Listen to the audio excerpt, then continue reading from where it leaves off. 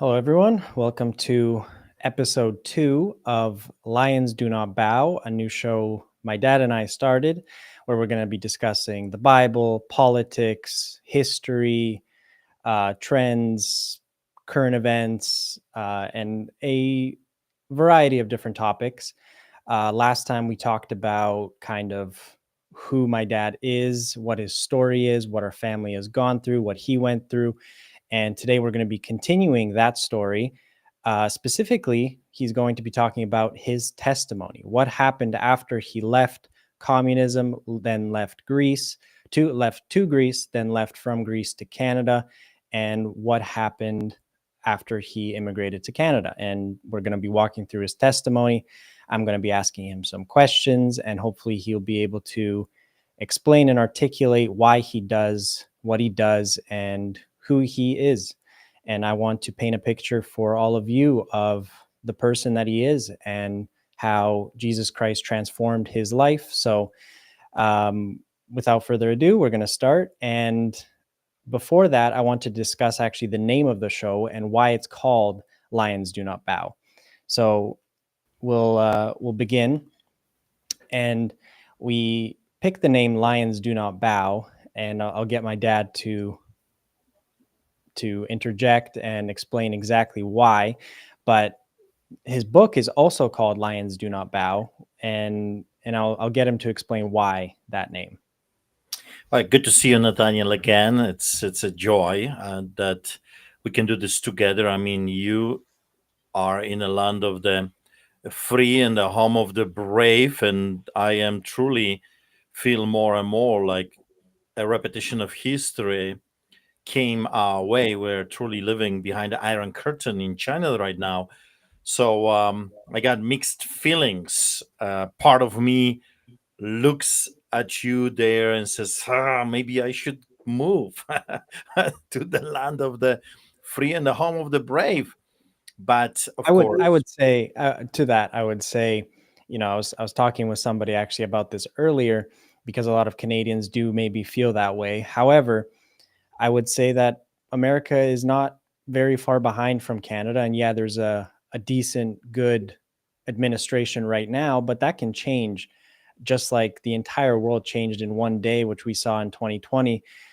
The entire nation of America can change in one day after this administration is done. And if the American people pick another, a Democrat in the next election, all of that can be undone. And, God forbid, hopefully that doesn't happen. But I don't see America actually very far behind from Canada. I would say 5 years tops from the direction Canada is heading. So it's it feels a little bit freer, but not by much, because we're heading in the exact same direction. actually, if you remember, the prophet that came from England said that to us, and he said to me and my wife, your mom, that if we are thinking of moving to United States, we should be aware that the same demons, if you will, the Jezebels, will be hunting us there as well. In other words, there's no escape. You cannot run anymore. You have to face the enemy. I call it the Polish way, Artur Pawlowski style, head-on collision. So you were talking And, about and Lions. one thing to that, actually, the reason for that is because, to put it politely, you're a loud mouth. You're the person who's kind of a barometer. I call you a barometer. And if you study history and you understand that totalitarian regimes act in a very similar way, it's like they're all using the same playbook. History just repeats itself. You know that pastors, or people that are very bold and very rooted in their religious beliefs, are usually the people that are targeted first. It's usually the loud people. It's the tip of the spear, and those people can gauge if a nation is truly free. And because you're loud and because you are very in your face, actually people should look to people like you, and to you specifically, to gauge whether or not a country is actually free. Because if you can't get away with saying certain things, then that means you don't have freedom of speech. Because if they came after you, they'll come after everyone else. Like the famous saying goes, first they came after the socialists, and they came, the first they came after the Jews, then they came after the socialists, and then they came after me. That's always how it goes. So there's always those people that you can look to that will gauge whether or not a nation is free, and you're a person like that. And from history, we should learn so that it does not repeat. However, to get back to the point, we called this show Lions Do Not Bow, and you named your book Lions Do Not Bow for a specific reason. Well, just before I go there, I want to add it's not just the clergy that are in trouble, also the whistleblowers. You have to understand anyone that dares to speak the truth, because totalitarian regime, dictatorship, a police state, any form of a regime wants to control people and is built on lies. It's like a house of cards, lie on top of lie, manipulation, disinformation, misinformation, propaganda. And when someone like me or you or whistleblower or anyone comes with the information that is true, well, the whole house of cards crumbles, and that's what they are terrified of. That, and I mean, it's nothing new. We have seen this for thousands of years. Every tyrant, every dictator is afraid of those that are preaching the truth. But why lions do not bow? I mean, you were there with me when we went to Africa. Everything started with us going there, and there is this famous saying, I really like it, that goes like this: you either fall in love with, Africa, or you hate it. So either you will love it or hate it. And as you know, I fall in love with Africa, with African people. It's just amazing. And during the time that we went together, at that time we were supporting a local pastor over there, was kicked out from his church for simply doing his job, preaching the gospel. And we've decided to support this man, and he started a little church and a little bit bigger church. And as you remember, now he has one of the biggest churches in Kenya. But during those trips to Africa, we were able to observe God's creation, and he speaks to me quite often by me looking at things, by seeing things. And then I would have this download. God would speak to me when I'm looking. Which is a very biblical that's a very biblical statement. I mean, I believe it says in Romans that all of creation screams of his existence, of his presence. So when we were there, after the missions, after we were able to preach and do, a mission trip there, we had few days in the savannah. We were able to observe nature, and I'll never forget those moments when we were observing the lions. I mean, lion to me is a totally different league of an animal. It's like the eagle. There's something more to it. It's majestic, it's amazing, it's powerful. And we call them the kings, right? The eagle is the king of the skies, and lion is the king of the savannah and jungle, if you will. And I don't know if you remember this big older lion that was sleeping under that tree, and we weren't very, very close to the lion. And I was doing everything I could to awaken him, just kind of get a reaction, because he was sleeping and did not even care about us. And then, do you remember when he opened just one eye? Like, he opens one eye, he's still laying, and he's looking at us with this one eye, like saying, "Get away, you Muzungu." Muzungu means foreigner, and quite often we are, when you go to Africa, you're called Muzungu, which means foreigner. And he said, "Muzungu, go or you will become my lunch." And remember, we left. And then we stumbled on the hunt. The lionesses were hunting, and we saw them in their natural habitat, which was extraordinary to me. And I remember the way they were walking, the way they were moving. If for me, it felt like all the birds and the monkeys and all the other creatures stopped, the birds stopped chirping, and it felt like the whole nature stopped because the king has arrived. And I remember what God said to me. He said, "I want you to act like this one. I want you to act like my lion." Lions know who they are. You don't have to explain to the lions that they own the place, right? It's mine. They feel when we were there, you could tell that they were like, I'm in my living room. What are you doing here? I'm in my kitchen and you kind of infringing on whatever I'm doing. What are you doing here? That's how I felt. We were infringing on their kingdom. And they don't have to explain to the hyenas, hey, we are lions. No, the hyenas know right away. They smell the lion, they see the lion approaching, and it's like, wow, everything is moved, everything is shaken. And we got to remember that in the Bible it says that we are the followers of the lion from the tribe of Judah. Jesus Christ of Nazareth is the lion from the tribe of Judah. So all those different things were adding up, but those encounters with the lions, the male and the female, it really changed me. And I had two revelations because of this. The first revelation that I received during that time was God saying to me, number one, the most important thing is you have to know who I am. You have to know how powerful your God is. Who is your God? He's the Alpha and Omega. He's the beginning and the end. He is everything. He's the creator of heavens and the earth. He created your enemies. That's how powerful he is. Your enemies exist. Woke up in the morning, they still go on with their business because God, in his mercy, is allowing them to be here for this season. It's like God allows the hyenas to exist for a bigger picture. And then he says, so that's the number one thing. You must know who your God is, how mighty and powerful he is, that he has no ending and no beginning, that he is outside of time. But the second most important thing he said to me is this, that you have to know, you must know who you are in Christ. You're the son of the living God. You're a daughter of Most High God. You are heir to the throne. He calls you your friend, his friends. You will sit on the throne with Jesus Christ. I mean, all those different things. The authority that Jesus had has been given to his church, to his people. You have to understand who you are.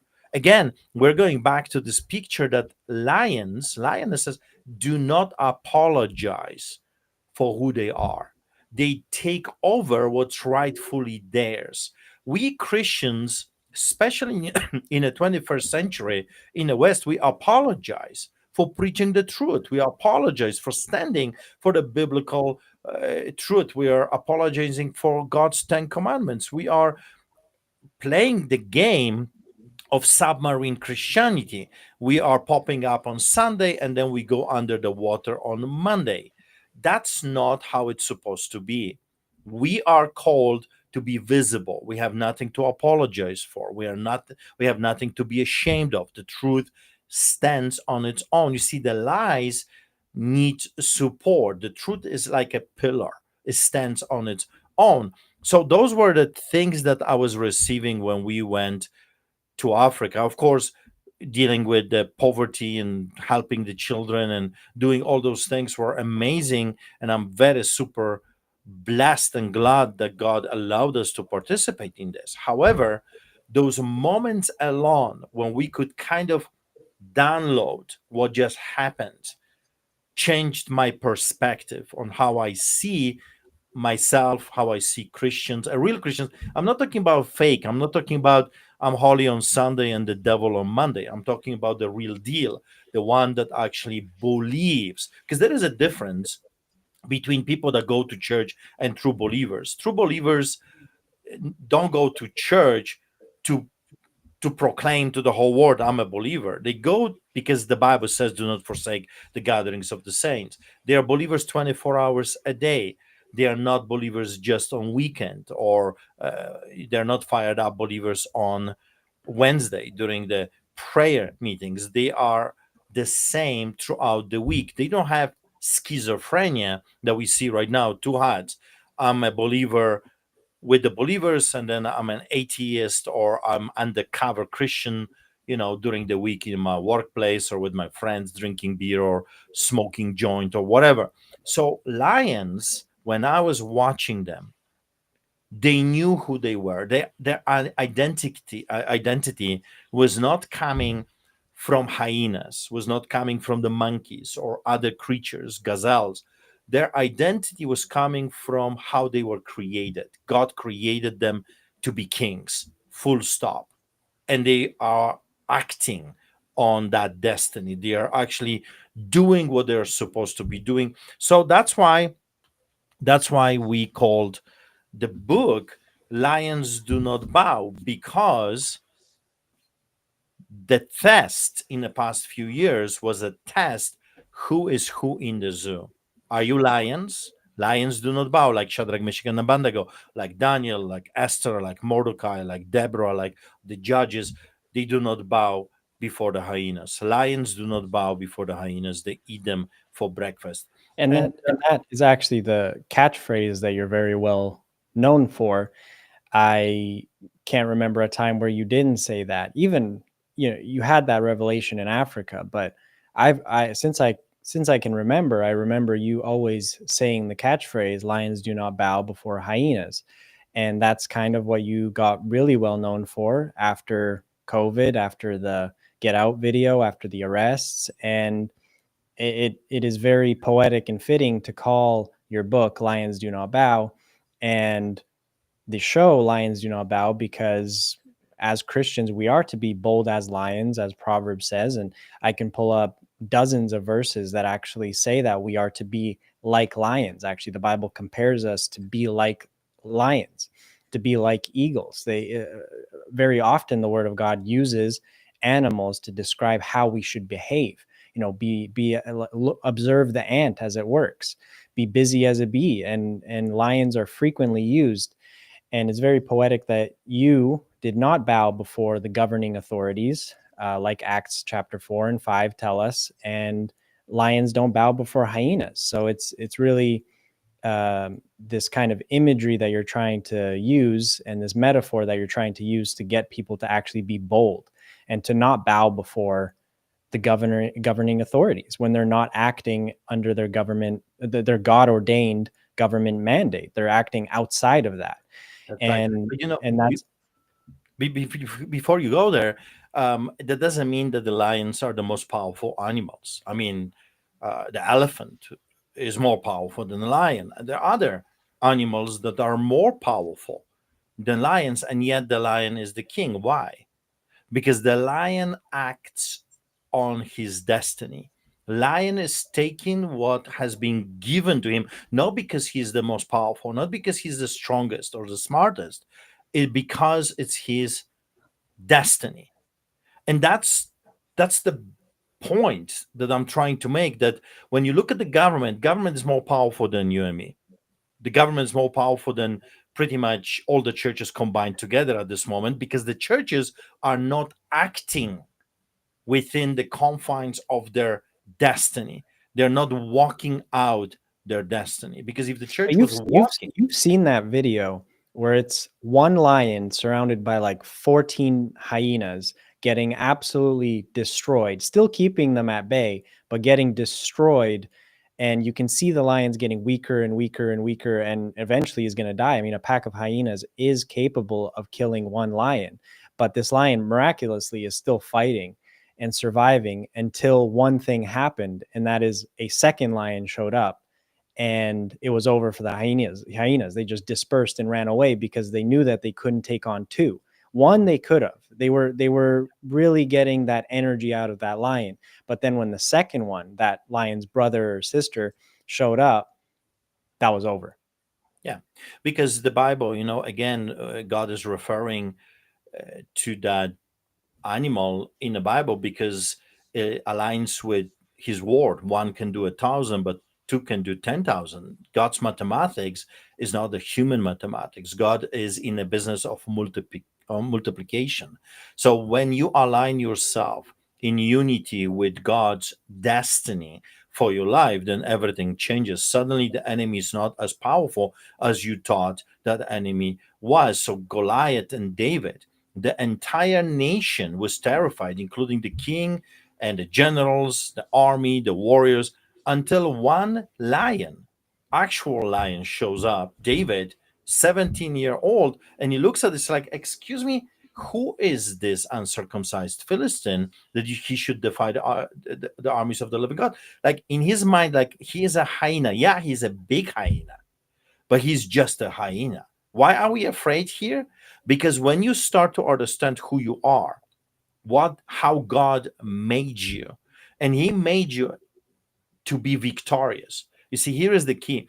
He made you to be successful. He made you in a way that everything should go for you, not against you. The only requirement that God is asking or wants is you have to align yourself within, under the umbrella of His perfect will. And sometimes that perfect will is going through the valleys. And we're going to talk about this today. What changed me was that valley when you Yeah. were born. That's completely changed my life. Christians have this idea, especially in the West, that being a Christian, being a believer, that means roses all the time. But even rose has thorns. That means there will be things in your life that will not go your way, but they will go God's way if you stay under the umbrella of His perfect will. Sometimes His perfect will is to face a giant. You see, before David was able to take down Goliath, remember, he faced some really, really bad circumstances when the bears and the lions were stealing the sheep that he was ordered to protect. So his life was not a rosy life without any problems. He had problems, he had issues, but it was those issues and problems that prepared him for the giant. I prove it to you in the Bible. When he stands before the generals and the king, he says to them, in other words, I'll paraphrase, I faced those difficulties before. I fought with a bear, I fought with a lion, and I prevailed. And the same way I was prevailing against those powerful creatures, I'll prevail against this guy. So you want the proof?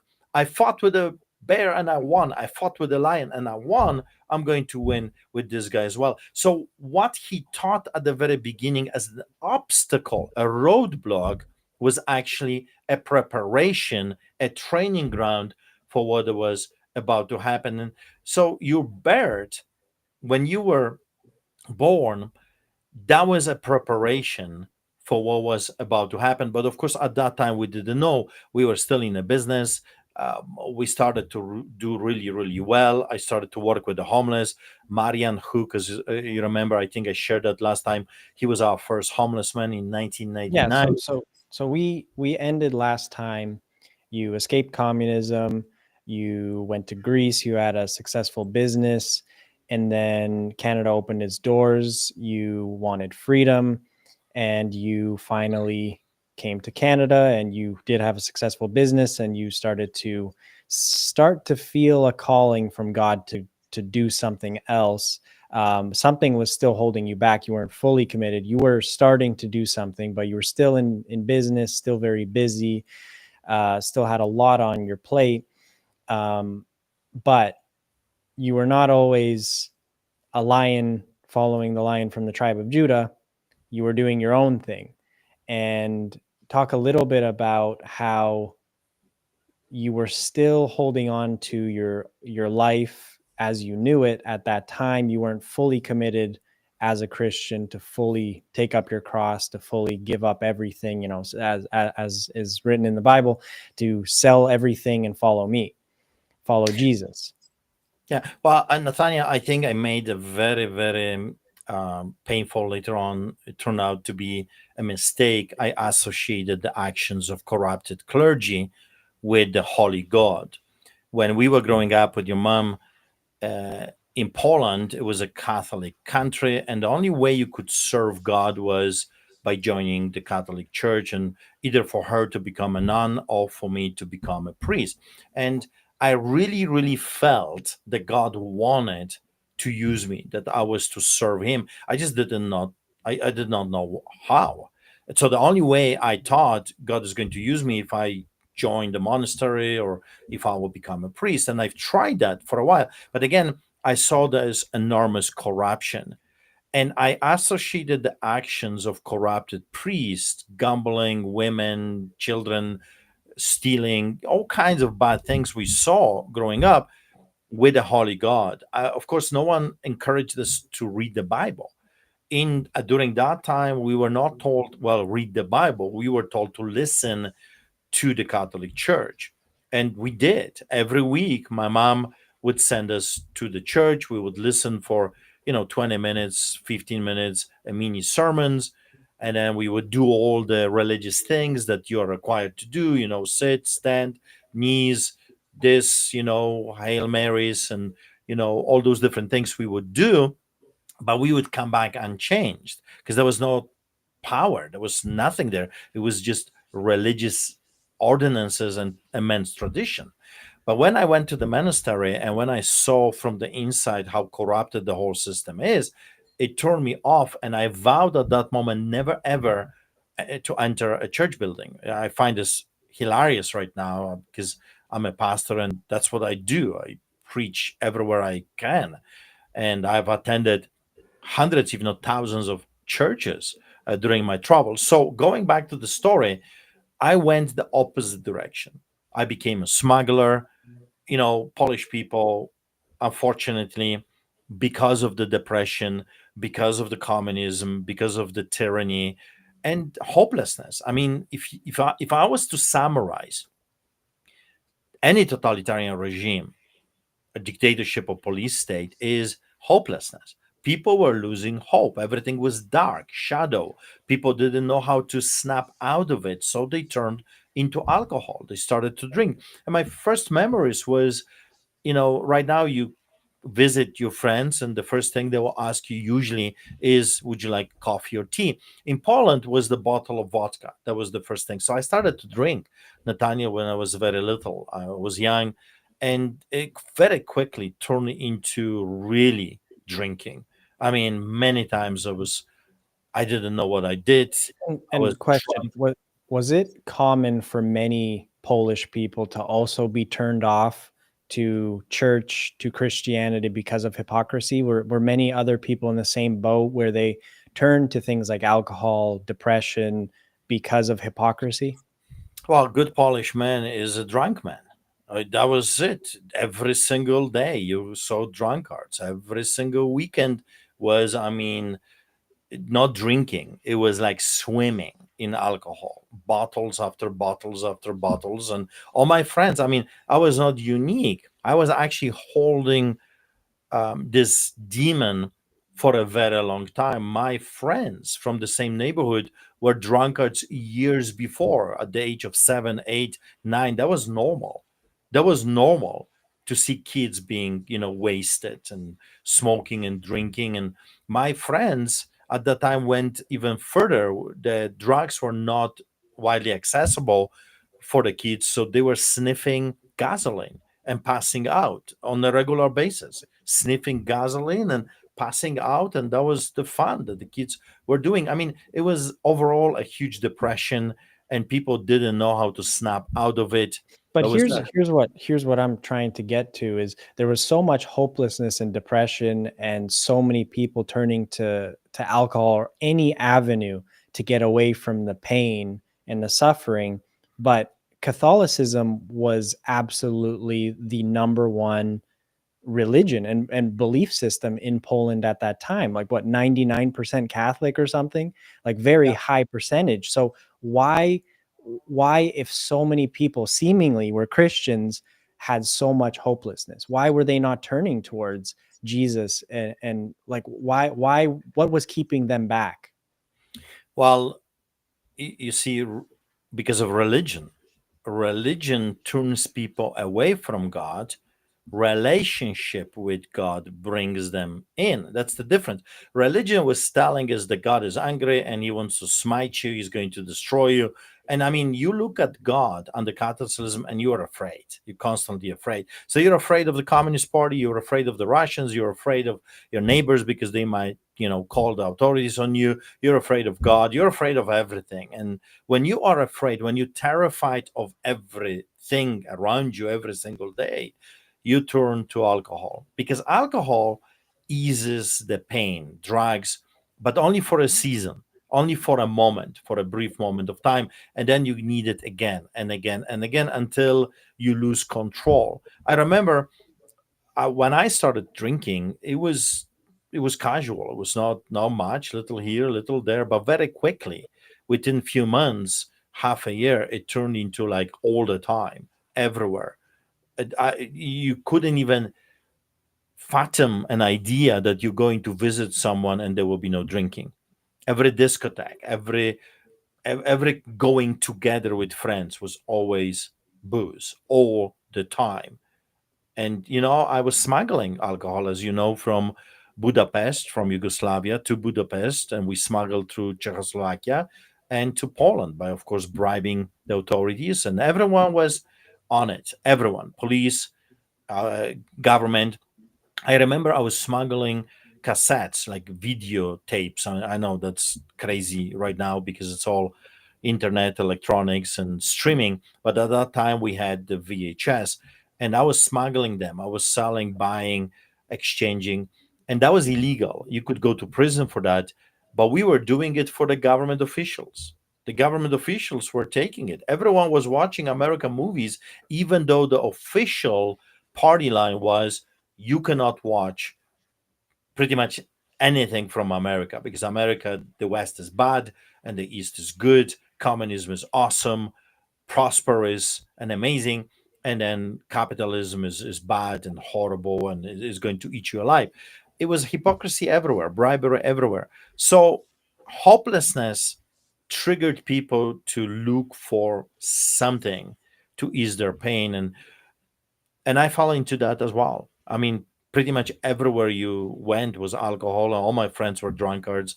I became a drunkard, and in Greece, that kind of little bit stopped. But then when we emigrated to Canada, I started drinking again very heavily, and it was not good because with drinking comes violence and breaking law and driving drunk and doing all kinds of things that normally you would not do. It's like a hope with the dagger, if you know what I mean. You're turning to the bottle to help in your pain, but then in the morning you realize you just got stabbed by the very thing you were looking for help. And that's exactly what alcohol does. That's what all the sins do. I'm preaching right now, teaching in a church a series of messages about Delilah, pleasure with the dagger. And this weekend, I'm going to be talking about consequences. And it's quite fascinating because every time we turn into sin, that sin hugs you only to stab you in the back. You think you're ahead of the game, you think that you're doing better, but in reality, you realize that you just got stabbed double. Not only you don't have the relief from your trouble, from your original problem, now you have additional one. So you got cursed, not blessed. Delilahs, and we all have Delilahs in our lives. Some people, alcohol may be your Delilah, sex outside of marriage, or porn, or drugs, or stealing, lying, cheating, whatever, manipulating. Um, People have their Delilahs, and if you toy with the Delilahs, Delilah will put you to sleep on her lap and is going to finish you off. So I had my Delilah, and I was drinking pretty much every day beer, and then on the weekends was whiskey, and it was horrible because I was turning into an animal. I was turning into a not a good person. And of course, your mom, my wife, was fighting for me. I call it the 7 years of hell for her because she endured so much. I was not a good person. I was making tons of money. So on the outside, you would say that's a young, successful man, but on the inside was hell on earth, especially for her. And then 1999 shows up, and I usually avoided churches. I would come over there after I'd done horrible things to your mom, or I was drinking so much I really felt horrible. I would go to church with her, and from time to time in that little church they had guest speakers, and this time a Polish prophet came to the church.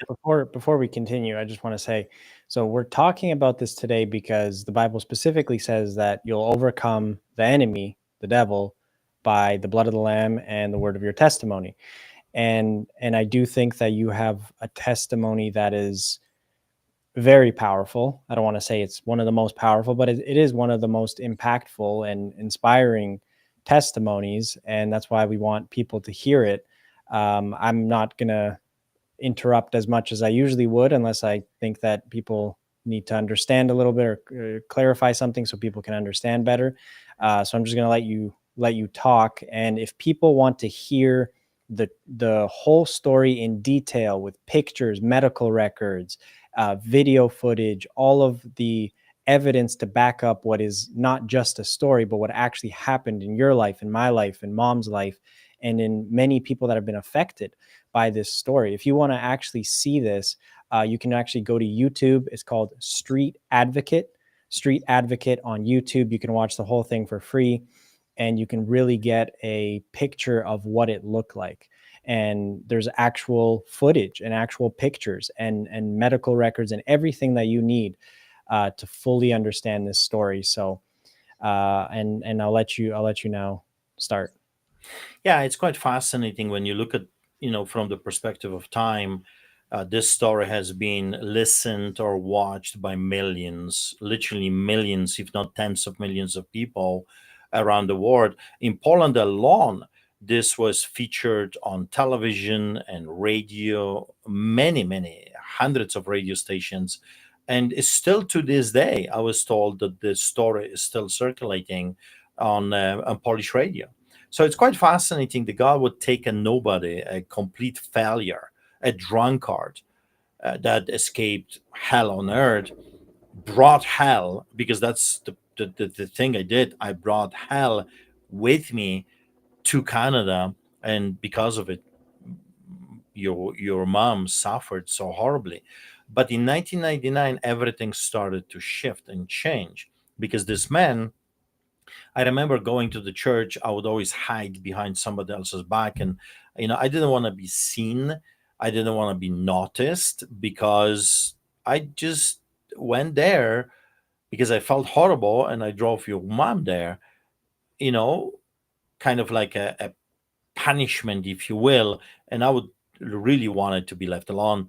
But this man stopped in the middle of his sermon, pointed the finger at me, and says, "Because you are the way you are and you do those," and he named those horrible things I was doing, "I'm going to take everything away from you and you're going to walk on walls." That's a Polish expression. When you lose everything, you kind of walk on walls, you scratch the walls because of the pain of losing something. And another interesting thing he said is that no one will understand what you're going through, no one will be able to help you except your wife. In other words, your wife will know what's really going on. And and that was actually what happened. She has become that anchor because she was the only one that understood, because she was there in the middle of it, what was really going on. I had very successful business, at that time, over 50 job sites. Sometimes I was hiring 100 people. I think we had 34 employees at that time. We were doing really well, and that was just the beginning. And God started to touch the business in a very powerful way. I started to have encounter weird things. Things were disappearing, robberies. People were stealing stuff, and scaffolding and heavy equipment was disappearing. I was losing every day. I was losing, losing, losing, losing, and yet at the same time, because of the pain of losing things, I made peace with your mom, with my wife. And in 1999, it sounds long, long time ago. That's 26 years now. I put the bottle on the table. One day I came from work, I put the beer on the table because that was my drink during the week, and then whiskey during the weekend. And I would put the beer on the table and I did not open it, and I would look at it. And I look at it all day that day, went back to work, came back, put the same bottle on the table, and just look at it for the rest of the day. And during that time, my wife came and she looked at me and she said, "Should I be concerned? Should I call a doctor?" I mean, she really thought I'm losing my mind. And here's what I said to her. I took this bottle, and I don't have any bottle here, but let's use this. I I took it in my hand, And I look at her and I said, I just can't believe it. What happened to Artur Pawlowski? What happened to me? I know I was supposed to do something great. I felt in my spirit I was called for something more than to become a slave to a bottle. I said, I can't believe that little thing like this owns me. I'm literally a slave to this bottle. How did that happen? I said to her, I don't know how did that happen. I'm absolutely shocked that a man like me has become a slave to a bottle. And that was the second day. I went to work. The next day I came back, put the bottle on the table, and that was the last time I bought a liquor. I never opened that bottle. That was in 1999, 26 years ago. And from that moment on, we decided not to touch alcohol. I stopped drinking altogether. And of course, as you know, we work with the homeless people, we work with the drunkards, and we work with addicts. Then our first homeless person came, and I mentioned him again. And my wife, your mom, got pregnant, and we knew that this is going to be an extraordinary thing. A prophet came to us and said that God is saying that He's about to give you a perfect gift. So we knew something amazing is happening. We made peace. I didn't care about the money. I didn't care about the business. What I did care about is changing my life completely. And that was about 6 months before you were born. And the doctor said that you're going to be born on the 28th of March, 2000. So we were very excited and we were going to church. My life completely changed, like 180 And the degrees. 28th being significant because that's your birthday. So I was due on your birthday. So we were both going to be born on the same day. Yes. Um, Again, the prophet said that God is going to give us a perfect gift. So we were very excited. I'll never forget this day because I was studying about symbols of slavery, tattoos and earrings. And I wanted to write a book about the symbols of slavery because I saw in the West this absolute crazy fascination of tattoos and earrings and all the mysticism of the East and all this stuff coming in. And they said, this is wrong.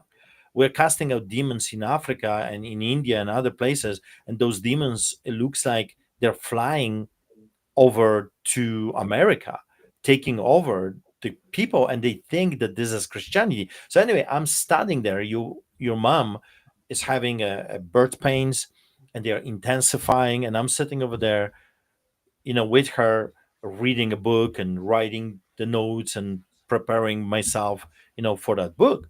And suddenly I'm sitting over there and I don't know what happened. And now I know it was the Holy Spirit. At that time, I didn't understand what was happening to me. It's just like someone hit me with a baseball bat and said, the baby cannot be born. And I stood up and I said to your mom, I said, stop it. You cannot deliver the baby. And she looked at me like I'm crazy. I mean, literally, you can't stop it, even if you wanted to. But I said, And stop this baby. saying that to a pregnant woman is Oh, dangerous. I'm telling you, if she could, she probably would shoot me. She looked at me like really, really angry. And I said, stop. This baby is not coming out because it hit me. For months, Nathaniel, we were thinking about a name for the baby. We didn't know, the doctors didn't tell us if it's going to be a boy or a girl. So I bought and I rented from library all kinds of books with hundreds of thousands of names. And I was every day with your mom, we were going through the names, and some were awesome names. It's just something did not feel right. It was not the right name. So I'm in a hospital, in Calgary's Children's Hospital in Calgary.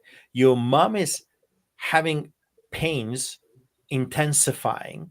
She's already laying there. It's She's about to give a birth. And I'm telling her, stop. Because I feel within me, it's like I've heard a voice, the baby cannot be born unless we name it. So I gave your mom a piece of paper, and I had a piece of paper. You gotta remember, I was not writing notes for the book. about slavery. And I said, you write the names, you pray, and you write the names that God is giving you for the baby, and I will do the same thing. And the name that repeats without us talking on my paper and your paper, that's the name that God wants to name this child. And I'm telling you, she was super mad, but I'm a very stubborn person. And I just, I looked in a way that she knew she's not going to win here. And she started to write the names. And I did the same thing.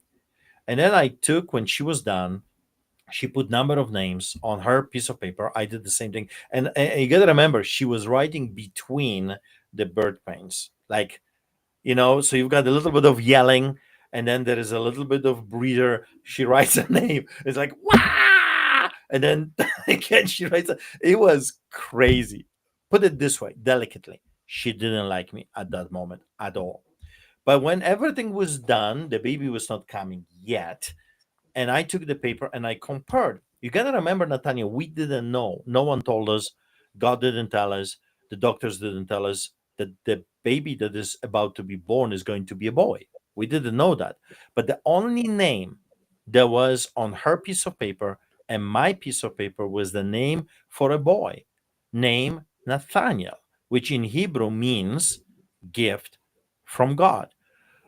So half a year before we had a prophet, God is going to And give. this is an important part of the story, because if you hadn't named that child before, the story wouldn't have been able to be the story that it is today, because that fact of the name and the meaning of the name is important, and you use that. Actually, you'll I'm sure you'll explain it in a little bit, but that name is significant in what happened after. You needed to name that. Maybe the Holy Spirit told you to name it before, because of what happened next. Yes, everything ties together. I mean, if you hear the entire story, you will just say, wow, everything had to be done in a precise matter in order to fit in this narration, in this story, in this miracle, because that's what it is. So the only name that was on her piece of paper, mine, was Nathaniel. So you've got 6 months before the prophet, a man that I've never met. I didn't know who he was. He says, God is going to give you a perfect gift. That's very important, perfect gift. Then the doctors say that you're going to be born the same day I was born, which is a birthday gift. And then I'm sitting over there, someone whacks me in the head. I jumped out of the chair and I was like, you cannot, this baby is not coming out without naming the kid. It was like it came over me. I don't know what happened. Now I know it was the Holy Spirit. At that time I had no clue. I just knew in my heart this baby is not going to be born without naming it. It just cannot. So we decided that this is the name that God has chosen, Nathaniel, which means in Hebrew gifts from God. So, and then the baby comes. Your mom is not a tall lady, and it was very painful for her to give birth. And I will never forget, I'll never forget this moment, because the expectation for every woman giving birth is the baby comes out and you hear the cry of the baby. And it's an instinct, it's a natural thing. Every mother, every woman waits for that cry. That means everything is fine. And the doctors did x-rays, they did everything they were supposed to do, and they did not catch a problem. No one knew that there is a problem. You came out purple. You know, I don't know how to explain that. When you see a body that did not have oxygen for a long period of time, the color of the skin turns bluish, purplish way. You came lifeless. I saw you coming out, and it was the most horrifying thing I've ever seen, a lifeless body coming out. And then when I look at it, the doctors started to run around, and they called some other people and intercom, and some other doctors and nurses came, and machinery came, and all kinds of crazy things were happening. And me, I was like taken out of time. I was observing this. It felt like I'm out of this room and I'm just watching what's going on. I looked to your mom, and I saw her eyes. Her eyes went big, like big eyes, like you see in a deer. She knew something is horribly wrong. Something is really, really bad. The fear, the pain is just like, this is not good. They were working on you, trying to bring you back to life so you can breathe. They brought some machinery. They tried to clean it. We didn't know what's going on. They didn't know what's going on because the X-ray did not show, the ultrasound didn't show any problem. You were fine. As far as we knew, and the doctors, everything was perfectly healthy and good. But you were not alive and you were not breathing until this one moment that you caught the breath. Later on, the doctors told us that was absolute miracle, that they were surprised that you were actually able to catch the breath. Why is this important? Because later on we find out that you didn't have a lung. So that's why they said this is an absolute miracle that you caught that breath, and they put you into the machinery that started to breathe for you. Otherwise, you would not be here at all. So that was the first miracle.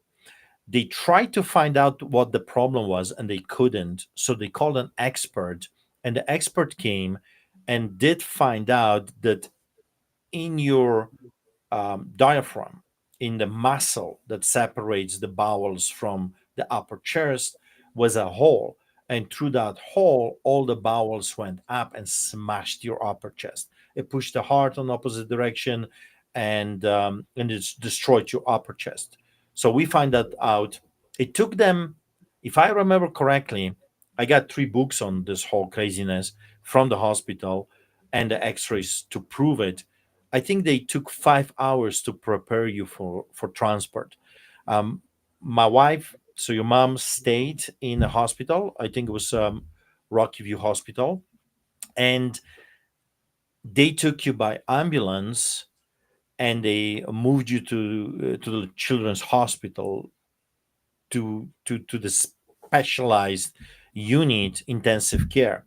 And I went over there. It was about 12 o'clock at night, and I remember those 3 doctors coming, and they said, um, "We have bad news." Three doctors, 3 separate doctors. They examined you. They saw everything that is going on, and they said, "We should consider unplugging you from the machinery because you will never be normal. Even if you," they said, "even if you survive this night, you will become a vegetable for the rest of your life because of the damage that was done to your upper chest." And I remember listening to this, but sometimes you listen, but you don't register. I was numb. I didn't know how to react. But your mom said absolutely not from the hospital. She was still in Rockview. She said, "No, we're not unplugging him. We're fighting." And she called everyone she knew, all the people from the church, all the pastors, associated churches in Poland, in Canada, in Toronto, everywhere she could reach, she did, asking for prayers. And of course, the next day she came to the hospital. She was told what I was told, and that was going on for a few days. You were put on a special machinery tube inside of you that was doing the breathing. All your functions were taken by the machine. All the everything. I mean, everything was done by the machinery. I'll never forget this little tiny body. You were just born, and on this huge machinery inside this, pure little room in Calgary's intensive care unit. And well, there you go. That's literally after you were born. They put you into this ventilator, because they didn't know what's going on yet at this moment. They tried to trying to find out why you were not breathing, what happened, why you were not breathing. And after they find out that's the problem, they could not see that they could fix the problem because of the damage. They asked us to unplug. We said no. And then the fight started. And that was going on for a few days. They couldn't do anything to you because you were too weak. You were too weak. And they were afraid that if they would operate you, and again, that's the picture of just literally hours. I think within 2 hours, this was taken. They were still looking. What is the problem? What is happening with this boy? Later, they find out. So I was uh, I was going to work. God was dealing with my business. It was very bad. I had to borrow money for the parking at that time. So it was very difficult season in our lives, and I went um, into an open rebellion, if you will, to God. I remember Pastor Greg, a Polish guy. He was a Polish pastor in a local church. He came, I think it was 12:31 in the morning, and he came and he did not say a word. He just hugged me, and I said to him, Greg, I don't think I want to serve God like this. That's what I said to him. I don't think I want to serve God like this. And I left him. I left him there. I went to the parking to pick up the car in a hospital, and I was yelling and screaming. I kicked the car. I was very aggressive, and there were a few people over there that I scared them to their deaths. They were actually running away. I screamed at God. I called him a psychopath. I called him, "Why are you doing this to me? Who are you? This is crazy." So I went a full blown rebellion against God, and then I calmed down. The next day I went to work. I had to work. Majena was staying in the hospital. And here's the difference. I withdraw myself from the emotions completely, but your mom, she was hugging you, she was touching you, she was playing 24 hours, 7 days a week, Christian music. She was reading Bible to you. It was like completely different story. And two words, me in rebellion towards God, angry, bitter, and then your mom full of faith and hope, never even did not cross her mind that we might lose you. And that's a fascinating part of the story, because when I share my side of the story, to me, seeing you coming out dead, purple, not breathing, I've lost you. I truly believe that's it. It's over. When your mom shares the story, it did not even cross her mind that we're going to lose you. For her, you never died. You were always born for a purpose with a destiny, a mighty destiny. And she was holding on to this hope. It's like the same circumstances, the same situation, the same tragedy. And yet she saw everything through the eyes of faith and the future. I saw everything through the eyes of calamity, depression, anger, rebellion, you know, all the negative things. So fast forward. I mean, it takes me 3 hours to tell the story, but I went to work. Your mom would stay behind. I would go from work, change, come to the hospital to change her. She would take the car. She would go home to eat, change, take a shower, because she was there 24 hours a day. And as I'm standing there, Nathaniel, and you got to remember, I was a businessman. And if you know anything about business people that are not really fully Christian, we are very pragmatic people. In other words, show me the money. Show me the money on the table. We'll talk business. Show me the property. Let me see blueprints. Very pragmatic. I want to see it. I want to touch it. Then I will believe it. We didn't. People like me don't believe in visions and dreams and all this voices and all those different things.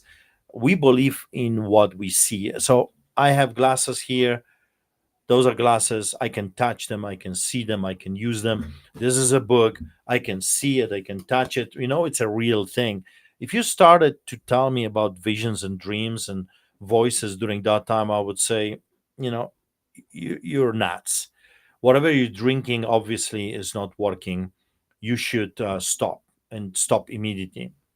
It's not good for you. So um, I'm standing there in this clean white environment, in this room in Calgary, intensive care, children's hospital. You're hooked to everything you can imagine. You did not have even a vein, one single vein that they could put a needle in. You had needles on your head, you had needles even in your, in your arms, in your feet, everywhere. I mean, whatever there was a vein, they would plug something in it.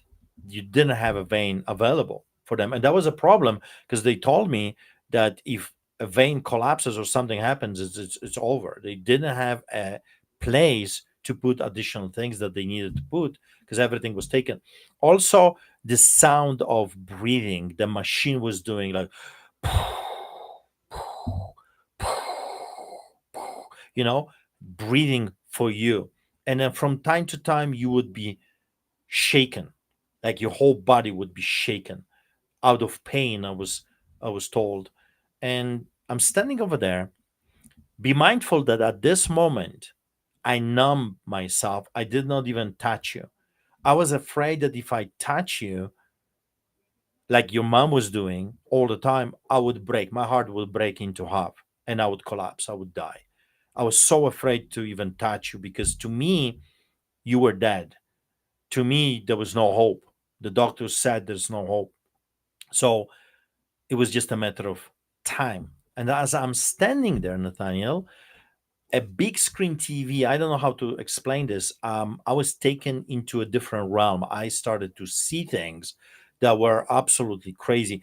I saw Jesus in Gethsemane. I saw him sweating with blood. I saw a mob of people, and they looked like thirsty hyenas, wolves, a pack of wolves, thirsty for blood.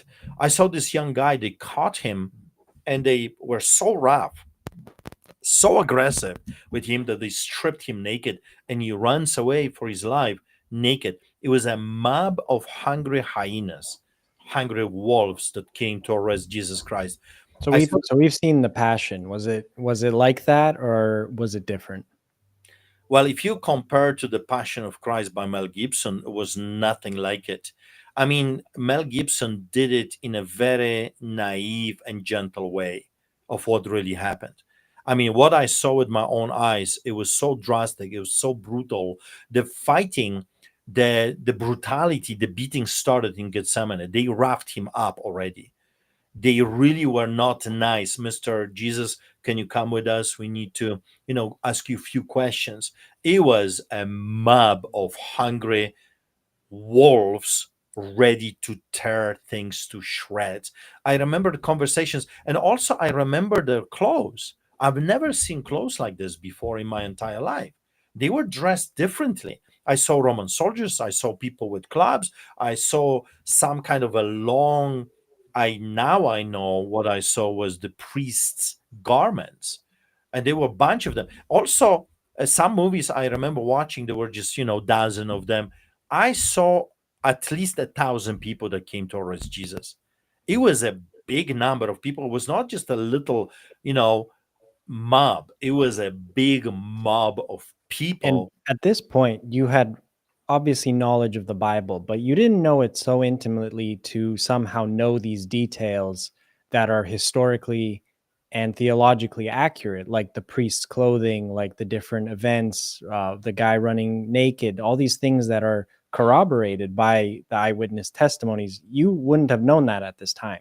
No, also fascinating part of the story, which I didn't know at the time, was that when they asked him, uh, who's Jesus, where's Jesus, and he said, "I am," the power, and I saw this with my own eyes, the power that knocked those people, over 1,000 people, to their knees, to their backs. Actually, they were knocked to their backs.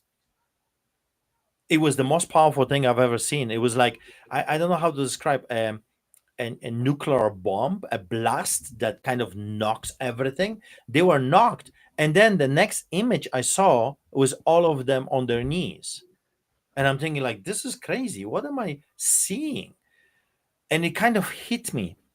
And later on, of course, when I was analyzing what I saw, every knee will bow. Those people, this mob thirsty for blood, came and God said, I am. The power hit them to a point that they fell to the ground, and to stand up, they had to go to their knees. You can't, if you're laying on the ground, you can't stand up without going to your knee. You have to go to your knee to stand up when you're knocked in such a way. It was unbelievable. Of course, later on I understood what I was seeing. At that time I had no clue what is happening to me. Then I saw the trial. It was a religious trial. I saw people dressed all alike. They had those garments, and they were asking him all kinds of questions. They were angry, aggressive, yelling, screaming, calling him names. And then I saw this young guy with a beard, and he was some kind of a priest, but he was a younger guy. He runs to Jesus and punches him in such a way that, he hits him and grabs this side of his beard and pulls it out and rips a portion of the beard and the skin out of Jesus's face, and the blood splatters all over, including my face. I saw people coming to him and punching him with a fist. I saw others slapping him, mocking, laughing, spitting. It was too much. And when I share the story, why is this important? Because if you know my background, I was a professional boxer. I made it to represent my country in Poland as a boxer. So I was accustomed of, fighting and seeing blood, and that was a normal thing for me, seeing other guy, bleeding. That's what you do. That's the whole point, to knock someone out. Also, you got to remember, at this time I was a black belt, a martial art, and I fought in all kinds of different committees, and I've knocked people to the ground. They had to be taken by the doctors, all kinds of different things. So I was accustomed with brutality, put it this way. What they did, Nathaniel, to Jesus is unbelievable. This level of hatred and brutality I've never witnessed in my life, and I couldn't bear it. So this vision, this I'm in the vision, it's not just the TV. I'm there. I'm inside of what is happening. They don't see me, but I see everything. And when the blood splatters all over my face, I couldn't take it anymore. And I literally stormed out of the intensive care, out of your room, and I started to run. And I ran very fast outside of the hospital, and the vision ended. And that was it. I went home, went to work the next day, came back, the same thing, exchanged your mom. She went home. I stood in exactly the same corner watching you. And again, the machinery boom, you know, pushing, pumping air into your body. Later on, we find out that when they opened you up, you didn't have a lung. So, but the machinery was doing all this work. And I'm standing over there, I'm looking at you, the same thing, and then suddenly, boom, this thing opened, and I'm in the same moment in time when I left the previous day. They took him to Pontius Pilate. I can tell you the conversations. I was standing there listening to them talk. Jesus talked. He talked to the Pontius Pilate. It was not like he didn't say a word. He was talking. They were conversing back and forth. I remember when he was talking about the truth, and it was quite fascinating because when I was observing Pontius Pilate, the governor, I remember that he was very curious.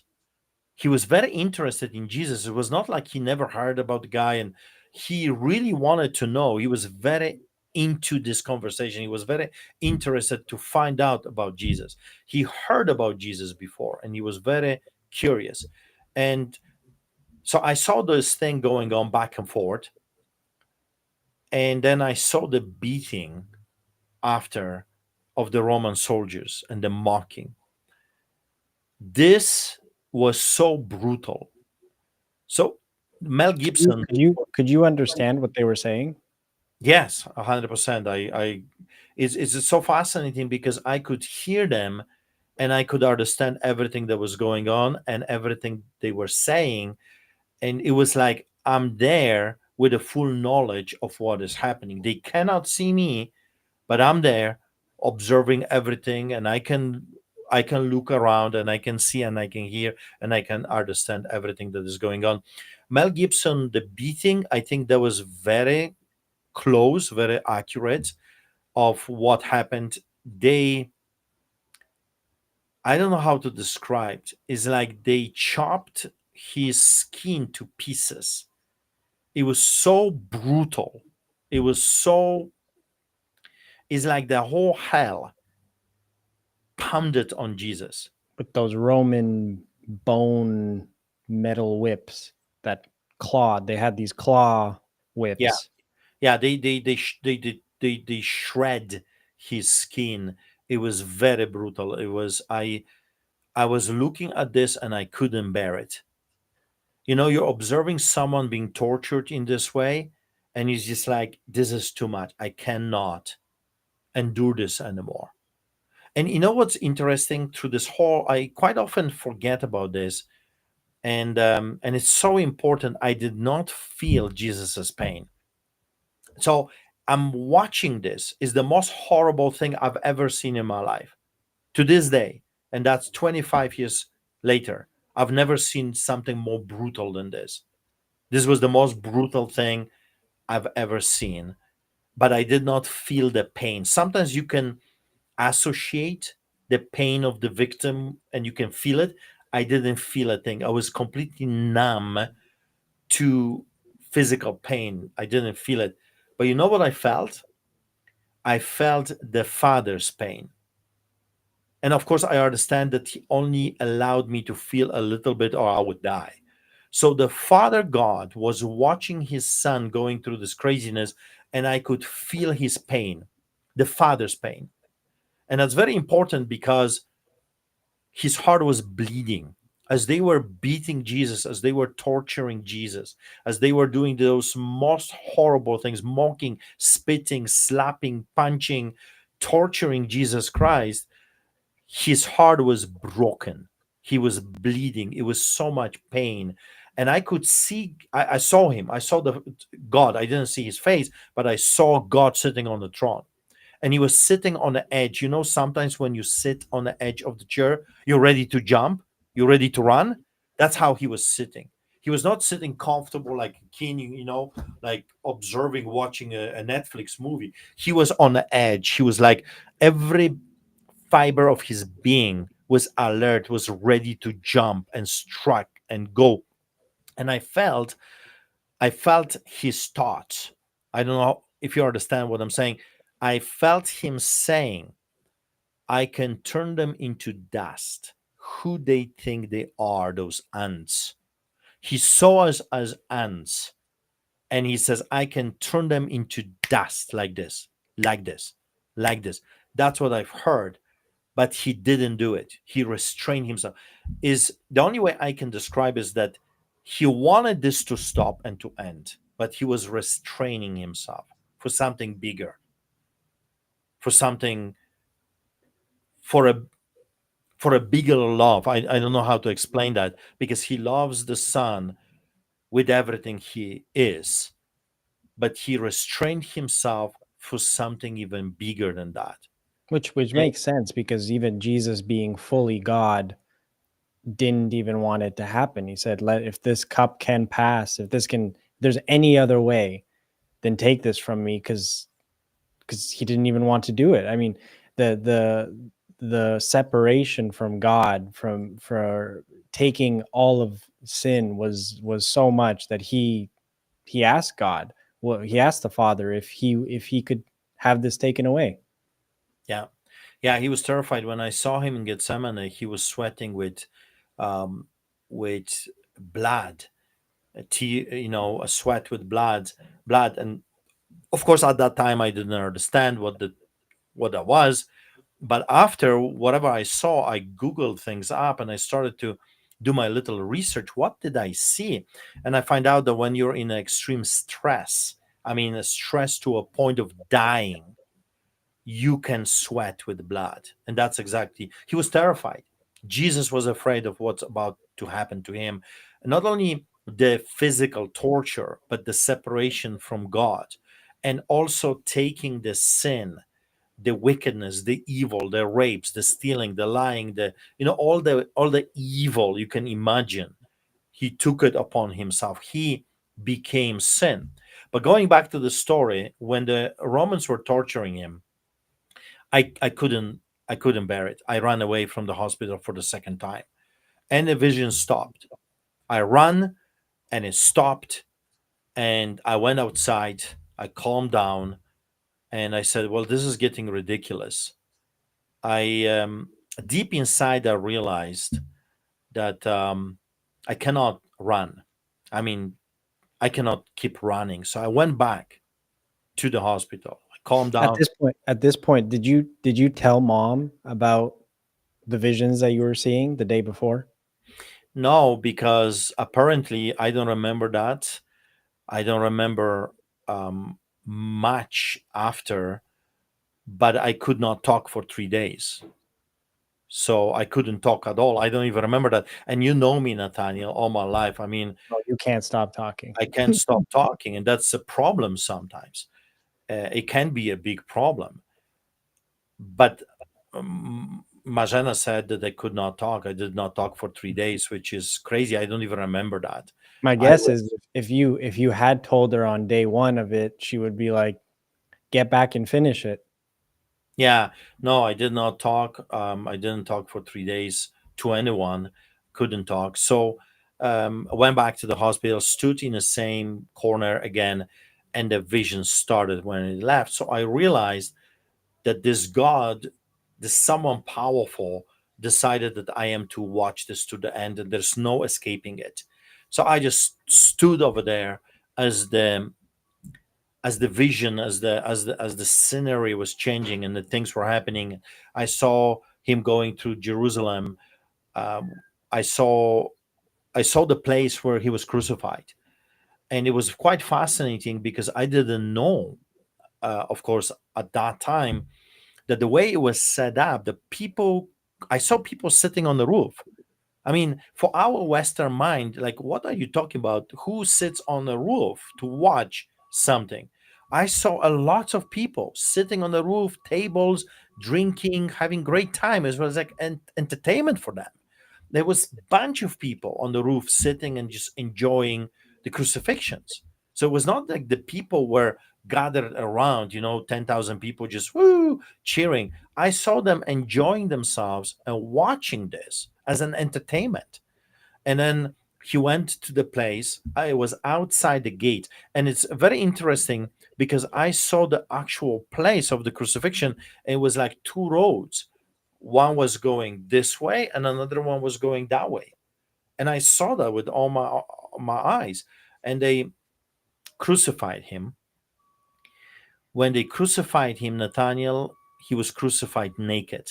He was not covered. His body was not covered at all.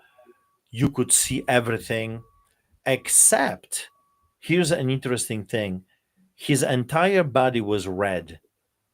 You could not see a skin. You couldn't see the color of his skin. Everything was blood. Everything was blood, blood, blood. The whole body of Jesus was bloody. That's how much they tortured him. He was crucified naked. I saw darkness. I saw a darkness that I cannot explain. Um, this was a physical, tangible darkness.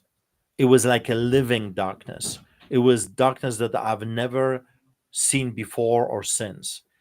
It was a darkness that you couldn't move, you couldn't see a thing. It was a total blackout on earth.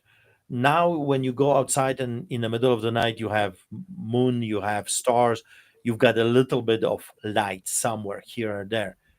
During that time was a total darkness. You couldn't move. You couldn't do anything. It was paralyzing darkness. I saw when he gave up his soul, when he died, I saw a close up of a bird, like a little tiny bird. I've never seen a bird like this before until we went to Jerusalem, to Israel together. And I remember, like, wow, that's the bird I saw in my vision, because we don't have them in Poland, or I've never seen them in Greece or in Canada. And the close up was of a beak and the eyes, and I saw a tear coming. The bird was crying. And then I saw a speck of grass. I can't explain it to you. I saw a speck of grass A crying. blade of grass. Blade of grass, crying. The grass was crying. It looked like the creation. It felt like the creation was crying because the creator just died for the creation. And then I saw an earthquake, and this was not a regional earthquake. It was a global one. I saw it with my own eyes, the whole globe breaking in half. It's like a crack all across. If you were to go and dig, you would see the entire globe is cracked in half globally. It went around the earth. And then it was over. It was done. And then, as I'm shocked, I'm not saying anything. I'm standing over there and I hear a voice, audible voice, that speaks to me and says, "What would you do to save your son?" And I answered. And again, I don't know if I was speaking, that you could hear me, or I was speaking to that voice in my mind. I can tell you at all I spoke. That's how I remember. That's how I see it. I answered to him, but either it was audible or not, I don't know. But I said to this voice that spoke to me, I said, anything, tell me to kill, and now I wiped out half of this hospital. That's what I said to that voice. And then he answered without changing a tone at all. Like you know, he was not shaken or moved, or he didn't change at all by my answer that I'm ready to wipe out half of the hospital. He says, but you cannot save your son, but I could save my son. And I didn't do it. You know why? And he paused. And then he said, for you and for the rest of the people. I think at that moment, Nathaniel, I think that my heart broke. I truly believe that the heart of stone, broke completely, because I had a vision of two hearts and two hands. In one hand was a heart, my heart. It was ugly, it was yucky, it was like a tar. Have you seen the tar? Like sometimes when they dig oil out of the ground, you've got that tar before they make it pure. And it's black, it's yucky, it's ugly, it's kind of like going through the fingers. It's horrible. I saw sin, I saw wickedness, I saw evil, and I knew this is my heart. That was my heart.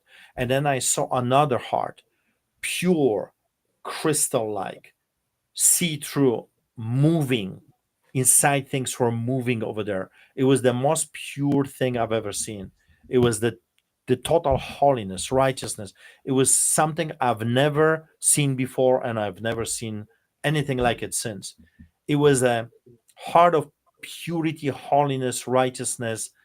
It was the most beautiful thing I've ever seen. That was the heart of the God, of the Father.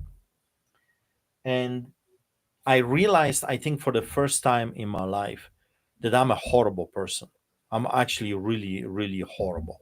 I would cause other fathers pain. I would kill in my heart. Remember what I said, I'll wipe out half of the hospital if needs be in exchange for your life. It's like, signing a pact with the devil or giving your soul to the devil for something. um, I realized that I would kill someone's daughter or someone's mother or someone's son just so I can avoid pain. In other words, I would cause pain so I don't have to feel pain. But God chose pain so I don't have pain. So I don't have to feel pain. It totally two fathers. We're dealing with two fathers. One is willing to cause pain so he doesn't have to be in pain. Another one chose pain so his enemy, a person like me, would not feel pain. Completely two different fathers. And I realized I'm a horrible person. And I left. At that time, um, Pastor Greg was organizing a vigil for you and for us to pray for us. And until then, I refused to pray. I refused to do anything with the church. I was so angry. I was so bitter. I was so in rebellion with God. I didn't want to participate in anything.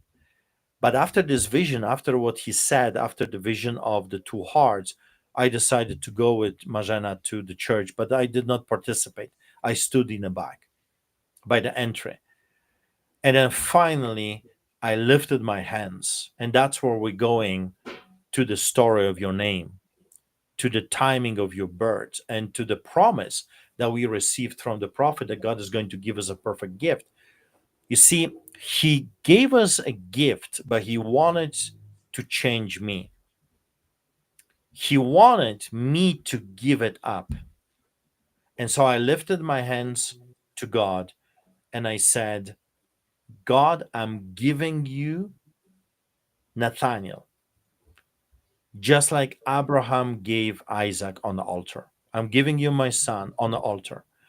And whatever happens, if you choose to heal him, to give him back, or if you have chosen to take him home, I'm giving you my word.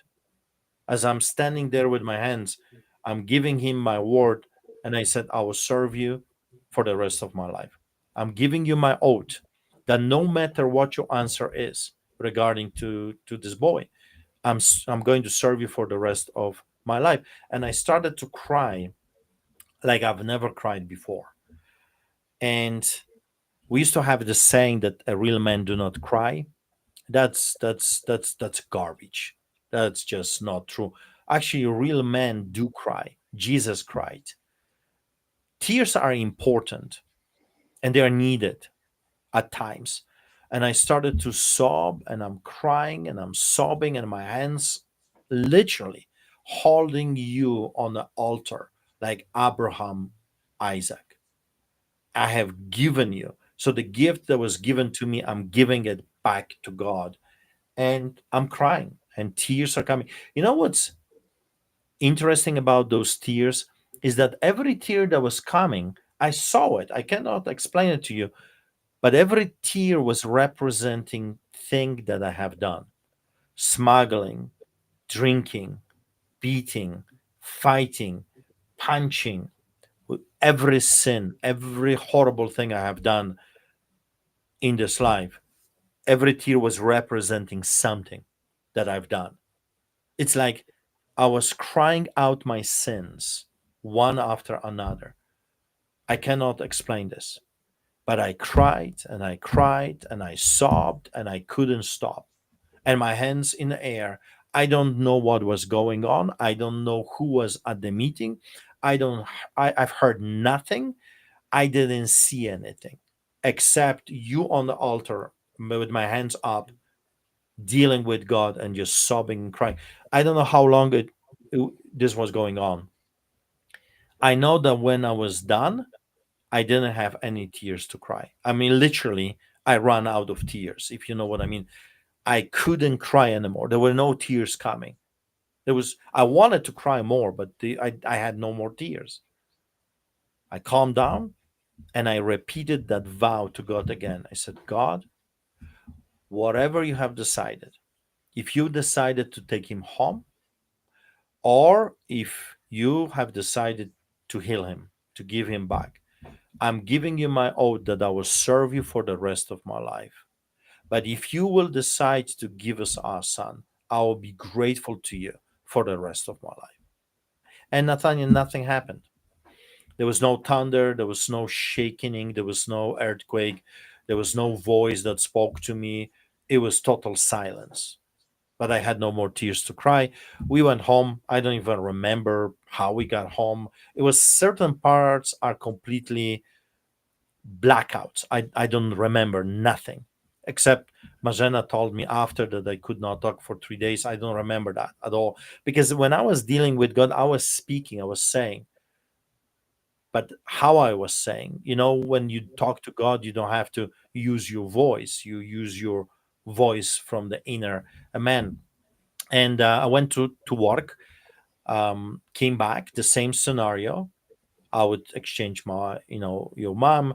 She would go change, and that was going on for a few days until one day that they decided that you're strong enough that they're going to open you up and find out what's really going on there. And I have the surgeon's report that opened you up and said that there's no even a trace of a lung. Like there's no way you can ever breathe on your own. And that's why the doctor said before that you will be like a vegetable. So your body will grow, but you will never be normal. You will never be able to live on your own without the machinery that breathes for you. That's why they ask us to unplug you. And I remember because Mazena after told me that she met with the surgeon. I was at work. She laid hands on the surgeon and she blessed her with God's perfect will and an anointing to do what needed to be done. Anyway, fast forward, they opened you up, they saw you back in, and I got back from work. And as I walk in, there is people in a hallway. No, no, now they cut me open to see what they could do, but then they gave an answer to mom about what they saw. What did they say? Yeah, I already mentioned that you don't have a lung. No, but they said that they can't really do anything because if they move anything around, then they're risking the heart stopping or other Yeah, complication or organs failing. yeah, they couldn't do anything because you were just a tiny newborn baby, and the problem with you was you were too weak, and that's why they didn't open you up early because you would die at the operation table. And that was the fear that even if they tried to do something, you might die at the operating table. So they waited and waited and waited. And then when they did it, they decided not to do anything. They sew you back in, they pushed the bowels down, sew you back in, leave the heart alone, even though it was on the wrong side. And they sew you back in. And they said to mom, because I was at work, that if you survive the night, that there is hope that you might survive another day. But this was those few hours that were decisive if you're going to live or die. So I came, I think it was in the morning, so it was the next day. As I'm walking into the hospital, the people are pointing a finger at me like, that's the father of the star baby. And nurses, and there's commotion. I can see people being stirred. I have no idea, no one told us anything what was going on, and they are pointing the finger. And then few days passed already from the vision, and nothing happened until that morning when people are saying that's the father of star baby. So I go to the intensive care thinking that you're gone and it's over, because during this time we saw other children coming and dying, and you know new children, and some died. It's intensive care, children are dying. And that's what I was thinking is going to happen to you, that God dealt with me.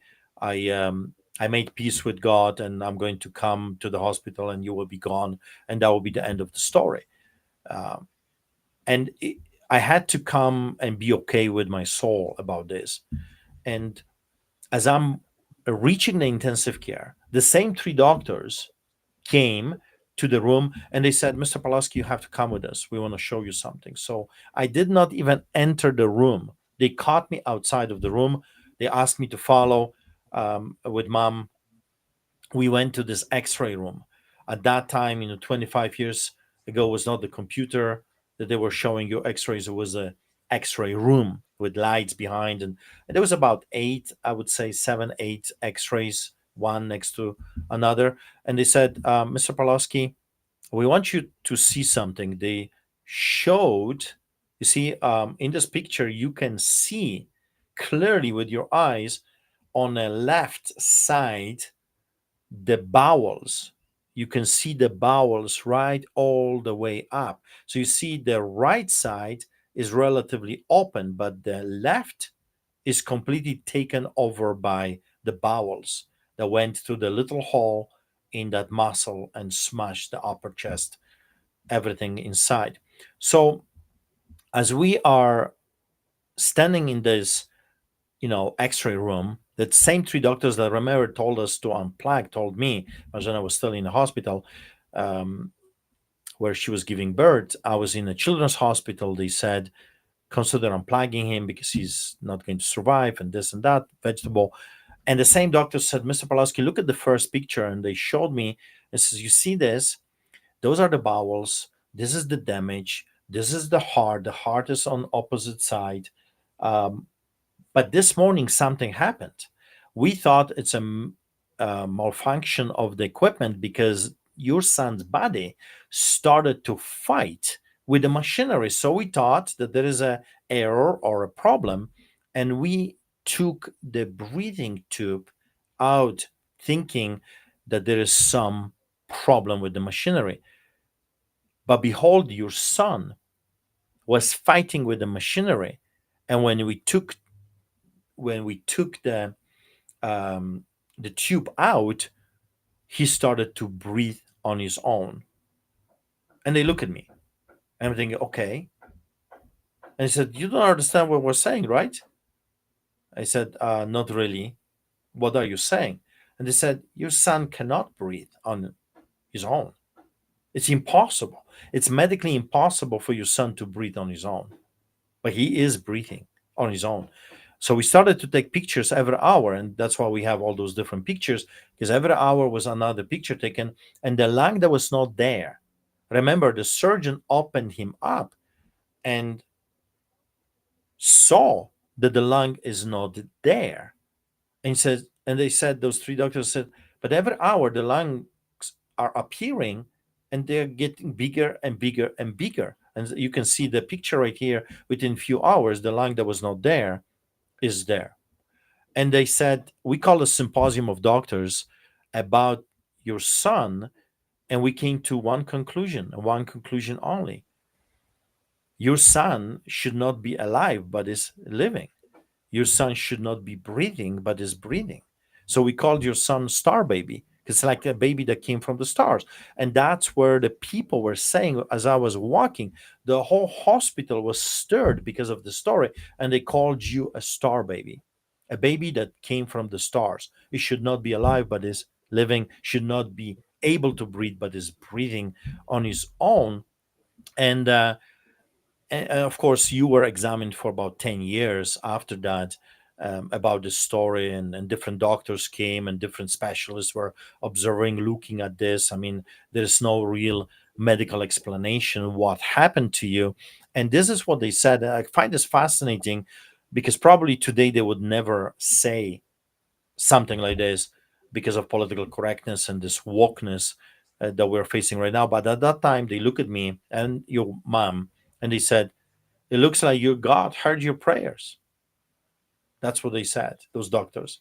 Um, Eccles, if I remember correctly, was the surgeon, Eccles, Dr. Eccles. It was a woman that opened you up, and then the three specialists were looking at this case. So now, fast forward.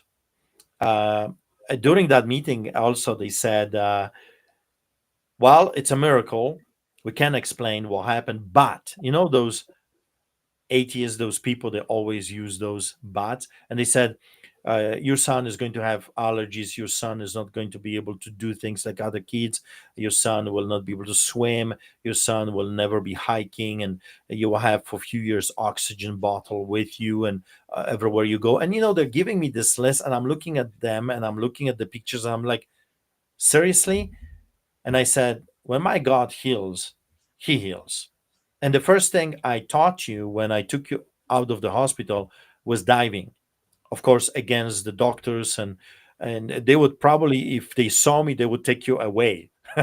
because I put a whole bathtub of water and I just put you under because they said this could kill you. And I said, no way. You are alive, you're healthy. God fixed you up, He healed you, and there will be no problem with you. And as you know, I mean, you're looking at the walking, living miracle that swims like a fish, uh, you know, skis and does all kinds of crazy things, and without any issues or problems. And that was 25 years ago. But going back to the story, what that did to me, maybe for the first time in my life, it showed me that God is bigger than our understanding. That God is not operating within the confines of time, that He's outside of time. He takes me 2,000 years ago to see a crucifixion. He puts up with my craziness of saying I wiped out half of the hospital, and He doesn't even blink an eye. He deals with a stony heart and shows me how wicked and evil I am. He touches me to a point that I'm willing to give away a sacrifice that no man is capable of doing, really.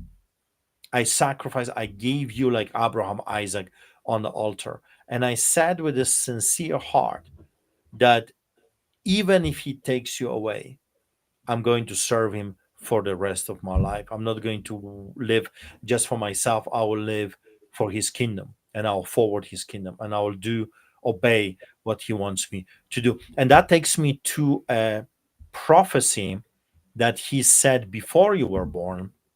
And he said, you're very stubborn. He said, you are like a donkey, he said. And it's quite fascinating because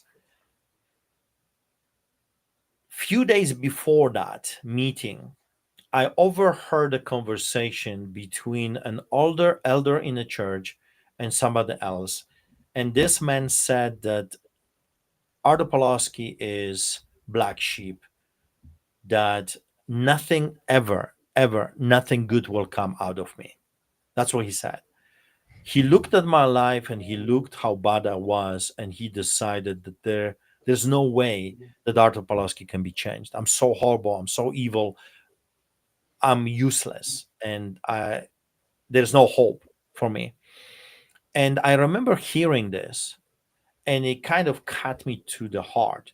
And I remember I went home, and you know, in my sitting on a fence state, a little bit of the devil, a little bit with God, I prayed to God and I said, God, and that's how I always prayed. I just talked to Him and I said, God, you've heard this man. He believes that there is no good in me, that there will never be anything good that will come out of me.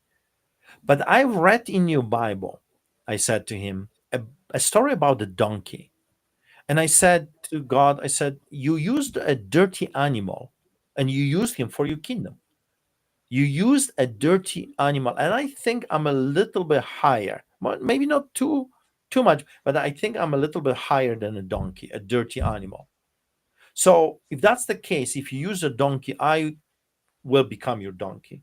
I want to be your donkey. Not Use me. once, but he used the donkey a few times in the Old Yes. Testament and the New.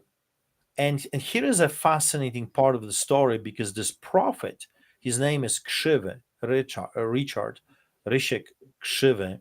He's a Polish guy, and he's preaching at the church, and he stops and he calls me out. And I always hated it when the preachers did that because I didn't want to be in a spotlight. I didn't want to be noticed in a church. I was always in the back hiding. But he asked me to come. And as I'm walking, he says, you are my donkey. You see, listen, even your mom didn't know about this conversation I had with God. It was just between me and him. That's it. No one heard, no one knew how I talked to God about this donkey business. But this guy, a prophet of God, he sees me, he points a finger, and he says, you are my donkey. And I'm going to ride on you like I did to Jerusalem. And when I'm done with you, you will listen to me and I will use you. That's what he said. It was crazy. And so now, fast forward, it happened with you what happened. I'm giving God my word that I will serve Him for the rest of my life. And I was still in the business. I was still in the business. You were doing great. There were no issues with you whatsoever. Complete, total, 100% healing. And you have a scar on your belly when the surgeon opened you up. And one day I asked God, I said, "You've healed him perfectly, 100%. He's like brand spanking new, but you've left the scar. And I want to ask you if you can remove it. Can you remove the scar so there will be not even a trace that something like this happened?" And he said, "No, I want you to remember. Every time you look at the scar, I want you to remember about your vow, about your oath, and about how powerful I am, that I can do the impossible, that I am God of the impossible." And he said to me, "Nathaniel, that when you're going to go on with your life, every time you look at the scar, this is going to be a reminder to you what God did for you, that you have a destiny, that there is a purpose for your life, that you are a star baby, that He has saved you for such a time as this, that there is a great thing ahead of you for such a time as this, because of what happened, because of the story, because of the transformation, because of, you know, all the background, the vision, the crucifixion, all those different things that happened. They happened for a purpose, for such a time as this, that we are to remember where we came from. And guess what happened? So you were doing great, business was doing great. I paid the debts, I paid everything. My business was flourishing. I started to build houses, and I started to work with the homeless people part time until 2005. I'm sitting in my fancy office. I'm doing stories on politicians and business people. I'm eating in the best restaurants. Money starts to flow really, really good. Life is good. You're 5 years So this old. is this is 5 years after your promise. That's right. So I'm changed. I'm not drinking 6 years now. I'm tithing. I'm supporting. I'm doing my best to be good. I'm good to your mom. I don't go crazy. I am supporting the church and the missions. So I'm part time preaching. I'm on the streets once a week. We were called pizza preachers at that time. I partner with other street evangelists. Everything is good, except it was part time, because my whole heart, my energy, everything I was doing was in a business, clients, meetings, business, this job site, that job site, this house, this house. So my focus was 100%. I started the magazine, as you remember, Calgary Living at that time, Edmonton, Vancouver Living, Toronto Living. Um, so magazine was doing good. It was the best new magazine in the province. We were in Bankers Hall, right across from the Mexican consulate. So life is good. Everything is moving in the right direction. I'm serving God, but part time. Everything is part time if it comes to God, and I'm full time businessman. I hire different people, and I'm sitting in my office, and I hear 5 years later, for the first time in 5 years, I hear the same voice that spoke to me after the vision of crucifixion. And he says to me, "Pack your stuff from your office and go out of, go in your underwear out of Egypt and do not look back." So pack your stuff from your office and go in your underwear. What that means for the Polish man, because I have to explain, some people, English people, do not understand what I'm saying. He didn't tell me strip naked and walk out of the office. For a Polish mind that grew up behind the Iron Curtain, in your underwear means with nothing, no wealth, no strength, no power, no money. Leave everything behind and walk as you stand. That's what it means, in your underwear. And do not look back at Egypt. That's what he said to me. And you know, sometimes I have to keep reminding myself about this. Do not look back at Egypt, because Egypt lures you, sucks you in, especially in a business. And it kind of has that power because in Egypt, spiritually speaking, everything is nicer. The power, the wealth, the fun, the drinking, the women, all those different things are very alluring to a fleshly mind. And he says, don't look back at Egypt. And I remember thinking, is this you, Lord? But of course, I knew because I remember the voice. I remember the voice. I knew it was God. But I hired a designer, a graphic designer for the magazine. She was the one that was putting the pictures and everything, the graphic for the magazine together. She is a born again believer, a friend of mine. So I said to her, listen, God just spoke to me. Can you pray with me if this is really what he wants? Because this is what he said to me. And I told her, and we prayed. And after we were done praying, she looked at me, she says, I truly believe God wants you to leave the business and just walk. So I remember I took her for a dinner as a thank you because I said to her, if that's the case, you're going to lose your job. And she says, I'm fine with that. I'm fine with that. And we went for dinner, and that was the last time I ever went back to business or to my office or anything else.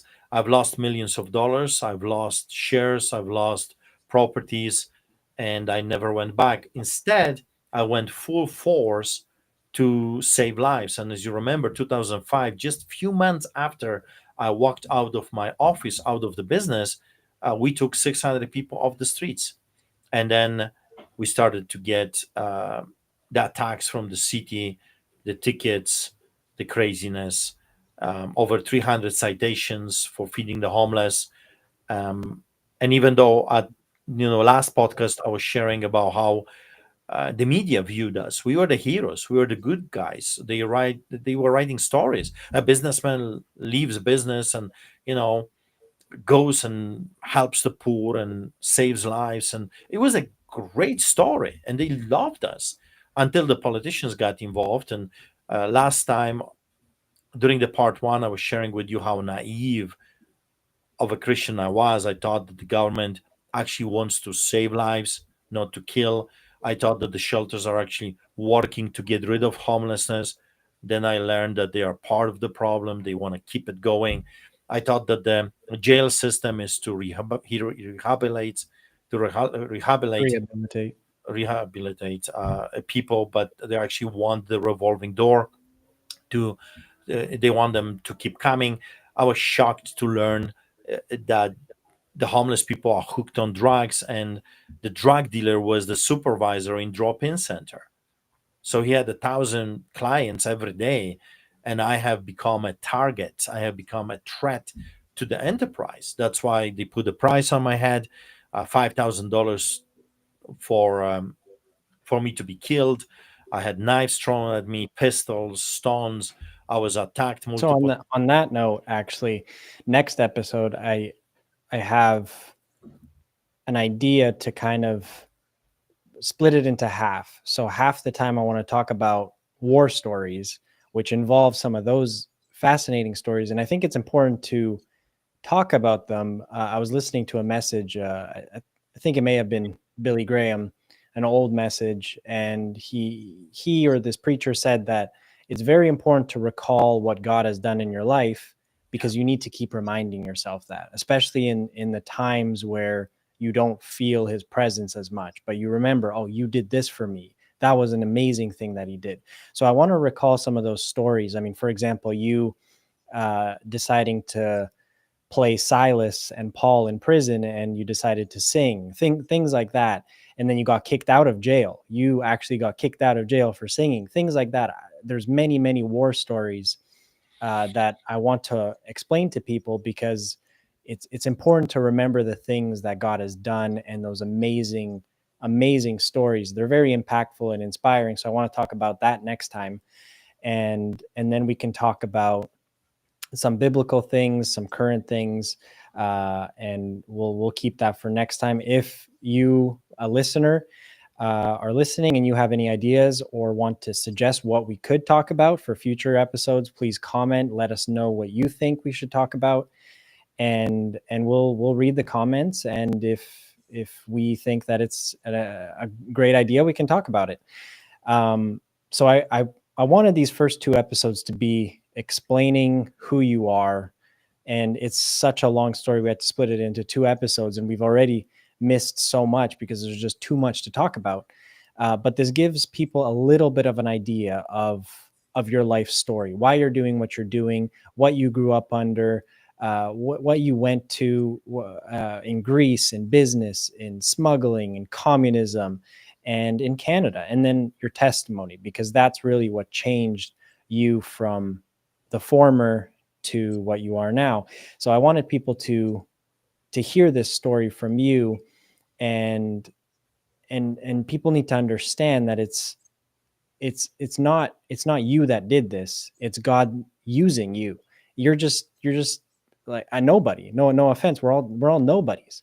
We're just people. We're ants. God looks at us as these little, we're dust, and to dust we shall return. But God using you and creating this amazing story, this powerful testimony, this inspiring story, is what we want to give to people, to encourage people.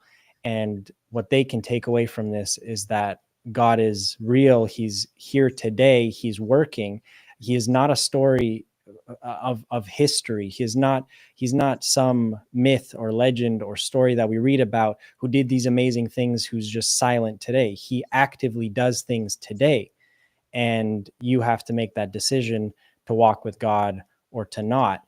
And what your story shows is that there's misery in every way, everywhere you go, whether it's communism, capitalism, richness, poorness, alcoholism, or whatever it is, drugs, alcohol. Nothing makes you happy. It's always misery. The only happiness is when you are saved and through Jesus Christ. So Yeah, uh, I want to add something. The Bible says that when you have been forgiven much, you love much. I think the West is weak and shallow because the West is not recognizing this, that God, what Jesus did on the cross. And a person like me might seem radical and hard and, just come on, can you just compromise here and there? But how can you? When you have been given the things that our family received, the responsibility, the visions, the miracles, and I mean, you're not the only miracle. I mean, if I would just start telling the people about the times my life was saved, including being pushed from 45 feet high by a crane on the steel sticking out and other things, we have, and the things I have done and the horrible things that I have done, we have been given so much. We have been forgiven a lot. We have been blessed with miracles, signs, and wonders and healings in our family. My brother David being rescued from the hospital and completely changed. And Gabriel, the miscarriage that Majana had with Gabriel, and yet God spared his life. So many things that God has done. And the stubbornness comes from this realization that we're just passing through. From dust we came, into dust we shall return. And the only thing that actually matters is what we have done for the kingdom of God on this side of eternity. We're going to spend eternity with what we have done. The book of Acts continues, it never ended. That's the only book in the Bible that has no ending, because God wants us to keep writing another chapters, another stories. And when you look back and you understand that God is so merciful, so loving, so amazing, how can you compromise? How can, think about it, Nathaniel, you life or $1 billion? Let's just play this for a few minutes. If someone would put $1 billion on the table and say, Nathaniel or $1 billion, there's not even a question. It's not even a thought that would cross the mind. Keep your money. I'm keeping my son. But that's just what God did. He gave me you, and I gave him a promise without even knowing if he's going to give me you. How can I break that owed right now? How can I break it and sell it for $2 million? The city of Calgary offered me $2 million to give up Jesus. Seriously? Seriously? They gave me an offer of sitting at the legislature, becoming an MLA, if I would just shut my mouth. Seriously? Obviously, you don't understand what happened in the Pavlovskis, family. You don't understand. And that's what I think a lot of people that have come and gone, or people that maybe watch and criticize. I love this quote by, I think it's Theodore Roosevelt, that it's easy to criticize when you're not the man in the arena, but when you're the man in the arena, you're the one that actually has to do things. The criticism does not matter to you because you're the one that's in the arena actually doing things. And I think a lot of these critics or people that look and watch and have really no idea what they're talking about, they don't understand that you don't get your directives from people, or from people that are donating, or from people that are coming to church, or politicians, or police, or whoever it is. It's irrelevant because your directives come from God. And that's exactly what Peter, and then later all the apostles had to come to the realization to. And they said, and you see that in Acts chapter 4 and 5, is the directives of man don't matter. When you have a directive of God, that supersedes everything else. And their criticisms or their misunderstandings are irrelevant. When you have a testimony like this, or any testimony, and God is telling you to do something, you do that. It doesn't matter what the critics say. And it They're doesn't, it sometimes it's not easy thing to do. When he tells you to do something, your mind screams, "No way, this is crazy." When you know to do the right thing, but the flow of the people, the masses, if you will, go direct, opposite direction, your body, your flesh says, "This is not good. You're going to hurt." It's easier to go with the flow than to swim against the tide or against the current, because not many people are willing to face those things. But someone famous said that if you don't want to be criticized, do nothing, say nothing, be nothing. So, but I would add to this, if you choose that path, the criticism you're going to hear will come from God. That ultimately you cannot avoid being criticized. So I prefer to be criticized by people than to hear from God, "You missed the boat, my son. I had so much more for you, so much more. I created you for such a time as this. I healed, I spared your life. I healed your son. I took you from the land of slavery, land of communism, to the land of freedom for a purpose, for a reason. There is a destiny, and you've missed it. You blew it because you thought it was too hard. You thought it was too crazy." Well, history is written by people that have done extraordinary things. And we have a choice, Nathaniel. In the end of the day, do you want to be part of the cloud of witnesses that did those extraordinary things or not? I mean, you don't have to. God is not forcing you. He's not going to take you to heaven kicking and screaming, "I don't want to go." You don't want to go, don't go. You will not go. He's not forcing you to do something. You see, Shadrach, Meshach, and Abednego, God did not come and say, "Don't you dare," bowing. They had a choice, and they could bow and they could die. They and knew, the rest of Israel did bow. right? Actually, the nations, it says about not just a nation, nations. Just like we saw during the craziness of the 5 years, nations did bow, but there are certain people that refuse to bow. I want to be that certain people. The Bible calls us peculiar people. We're different. We're supposed to be different. If you look like the word, you smell like the word, you talk like the word, well, then you are the word. There's You a are. there's a saying there's a saying that goes like, if your friends say, "Oh, you're a Christian? I didn't know that," then you're clearly failing. Yeah. Everyone should know that. Of course. I mean, we have nothing to hide. We have nothing to be ashamed of. We're not submarine Christians that pop up on Sunday and then go deep waters on Monday. We should be visible. Again, is your God that you're serving worth it? What did He do for you? Do you even realize what He has done? Do you even have an understanding that He died for you in the most horrible way on the cross, the most painful, the most horrible way to be tortured. He did this for you. And the Bible says, when we were his enemies, he died for us. Not when we were his friends, when we were his enemies, he died for us. So when you start to understand what the mighty things the Lord has done for you, you cannot be silenced. You cannot be pushed around and subdued. No, I refuse to be subdued by Satan. I refuse to be subdued by the uncircumcised Philistines. My God is bigger than all of them combined together.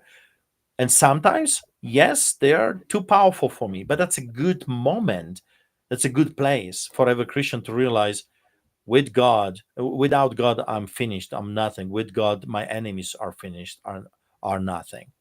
That's the perspective. I think in the West, we've lost the perspective. Again, we're going back to the beginning. Most do not know how powerful, how amazing and mighty our God is. And they do not know who they are in God, that they are the chosen ones. He calls us priests and kings. For such a time as this, we are the sons and the daughters of the Most High God, born for a purpose, for a destiny. And Jesus didn't say, stay. He says, go into all the world and preach the gospel to all creation. We received clear instructions. We are to go and we are to do things. And it's funny in a way that, Nathaniel, all of my troubles are for the things that God is commanding us to do. Feed the poor, take care of the orphans and the widows, preach the gospel, tell people about me, all the things, or keep the church's doors open. I mean, seriously, in the history of the church, this never ever happened. Even during the bubonic plague and all the craziness of the Middle Ages and the Nazi Germany and Soviet Union, all those things, never once the global church did chose to shut the doors. No way. It never happened until the past few years. So we have a choice in the end of the day.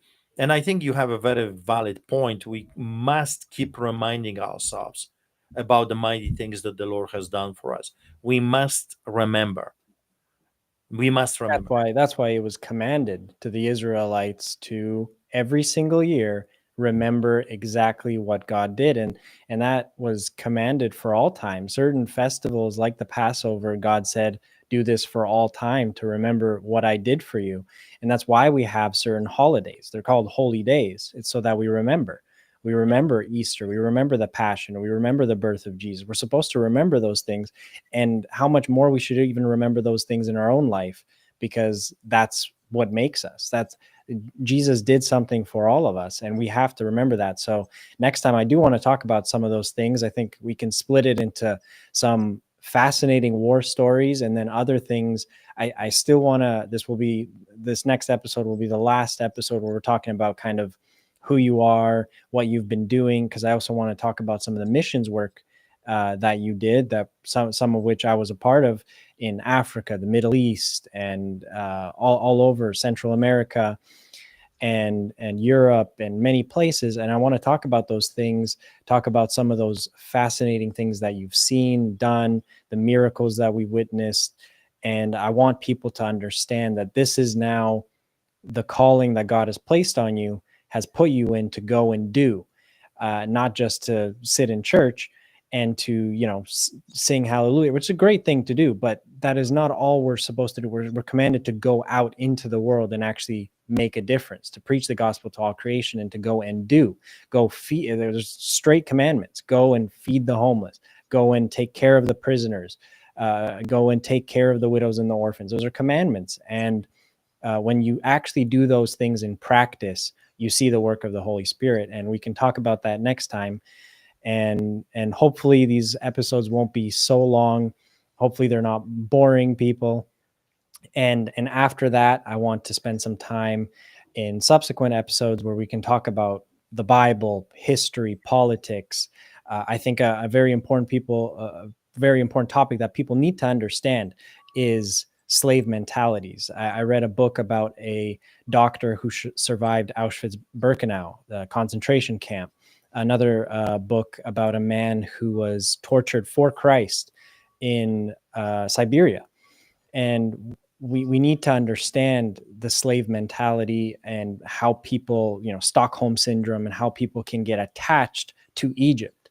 And you mentioned that earlier. You were talking about how you have to leave Egypt behind, and I don't think we've been doing that as a church, as Christians, definitely not as nations. We have because not it's left. because it's easier, Nathaniel, to take people out of Egypt than to take Egypt out of people. Yep, that's exactly right. And I was reading this book about it's called Man's Search for Meaning, and it was a survivor of Auschwitz, and he was talking about how after the camps, these people were still damaged. These people were horrendously damaged, and not physically. Physically, they recovered, but psychologically, you could not take away that feeling, that slavery, that depression, that feeling of still being under a slave camp mentality. And the same thing with the gulags in Siberia. Same thing with actual Egypt. We read that in the Bible. A whole generation had to die in the desert because God could not use these people because they were just so entrapped in their slavery. They could not be. He could not even remove because they were not willing to have the slavery removed out of them.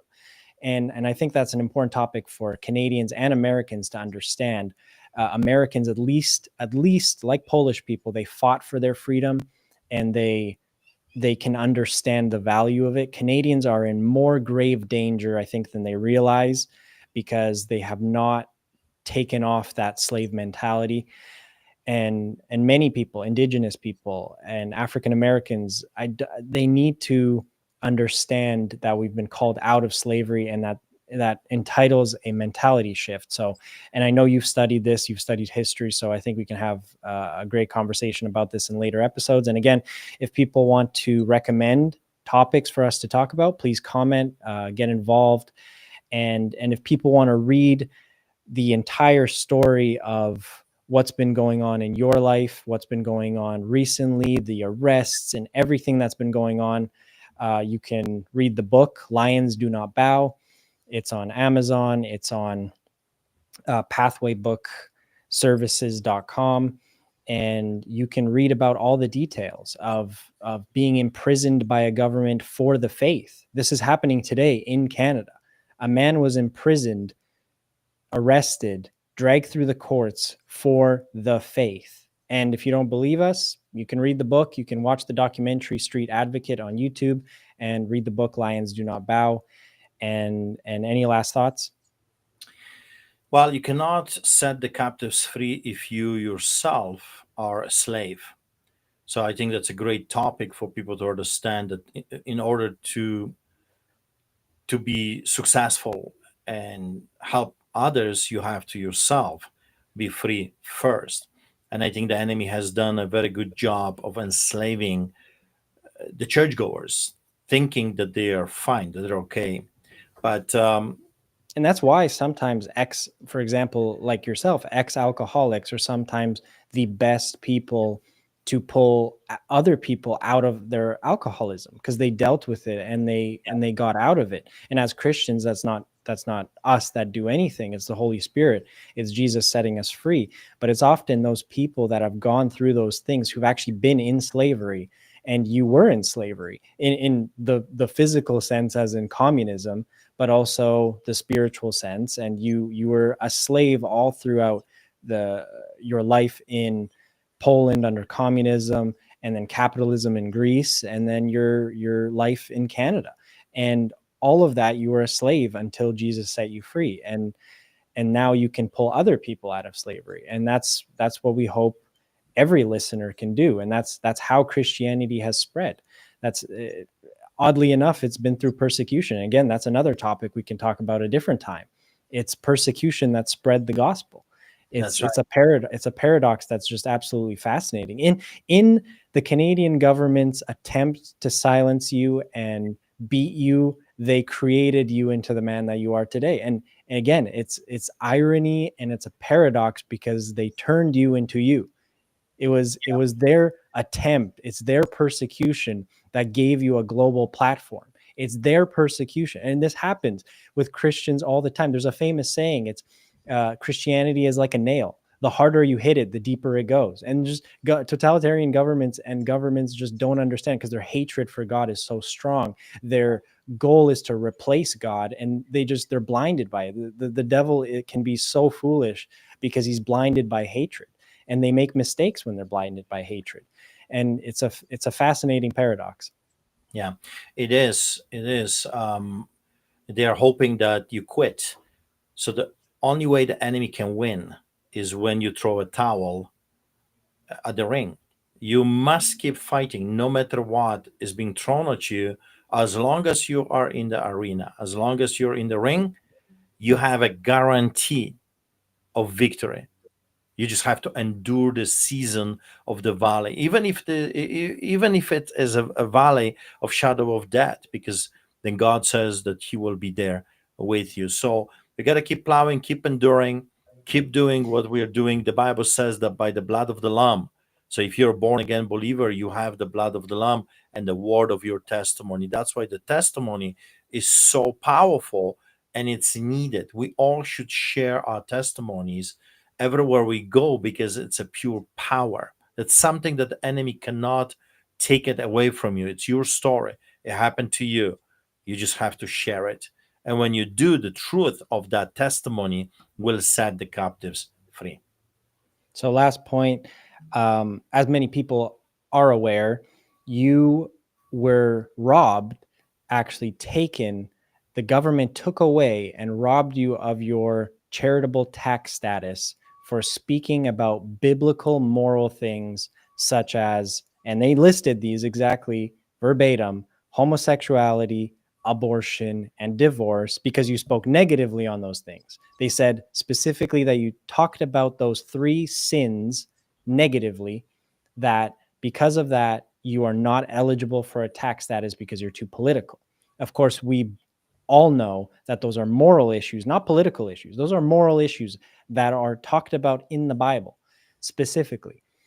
So, murder, homosexuality, and divorce are talked about as moral issues in the Bible. They are sins, and you had your tax status revoked. So you 2008. entirely, in 2008. So this was long before you even thought about engaging the political realm. You were still just getting out of being a pizza preacher. That was when you just started doing barbecues on the streets, and you were still just starting street church. So you were 3 years into that, and barely starting off, and they already decided to do that. So if people could help out, we entirely rely on well, first on God, but God uses people. And all that you do, all that this ministry does, all that the volunteers do, is by the grace of God and by generosity of people.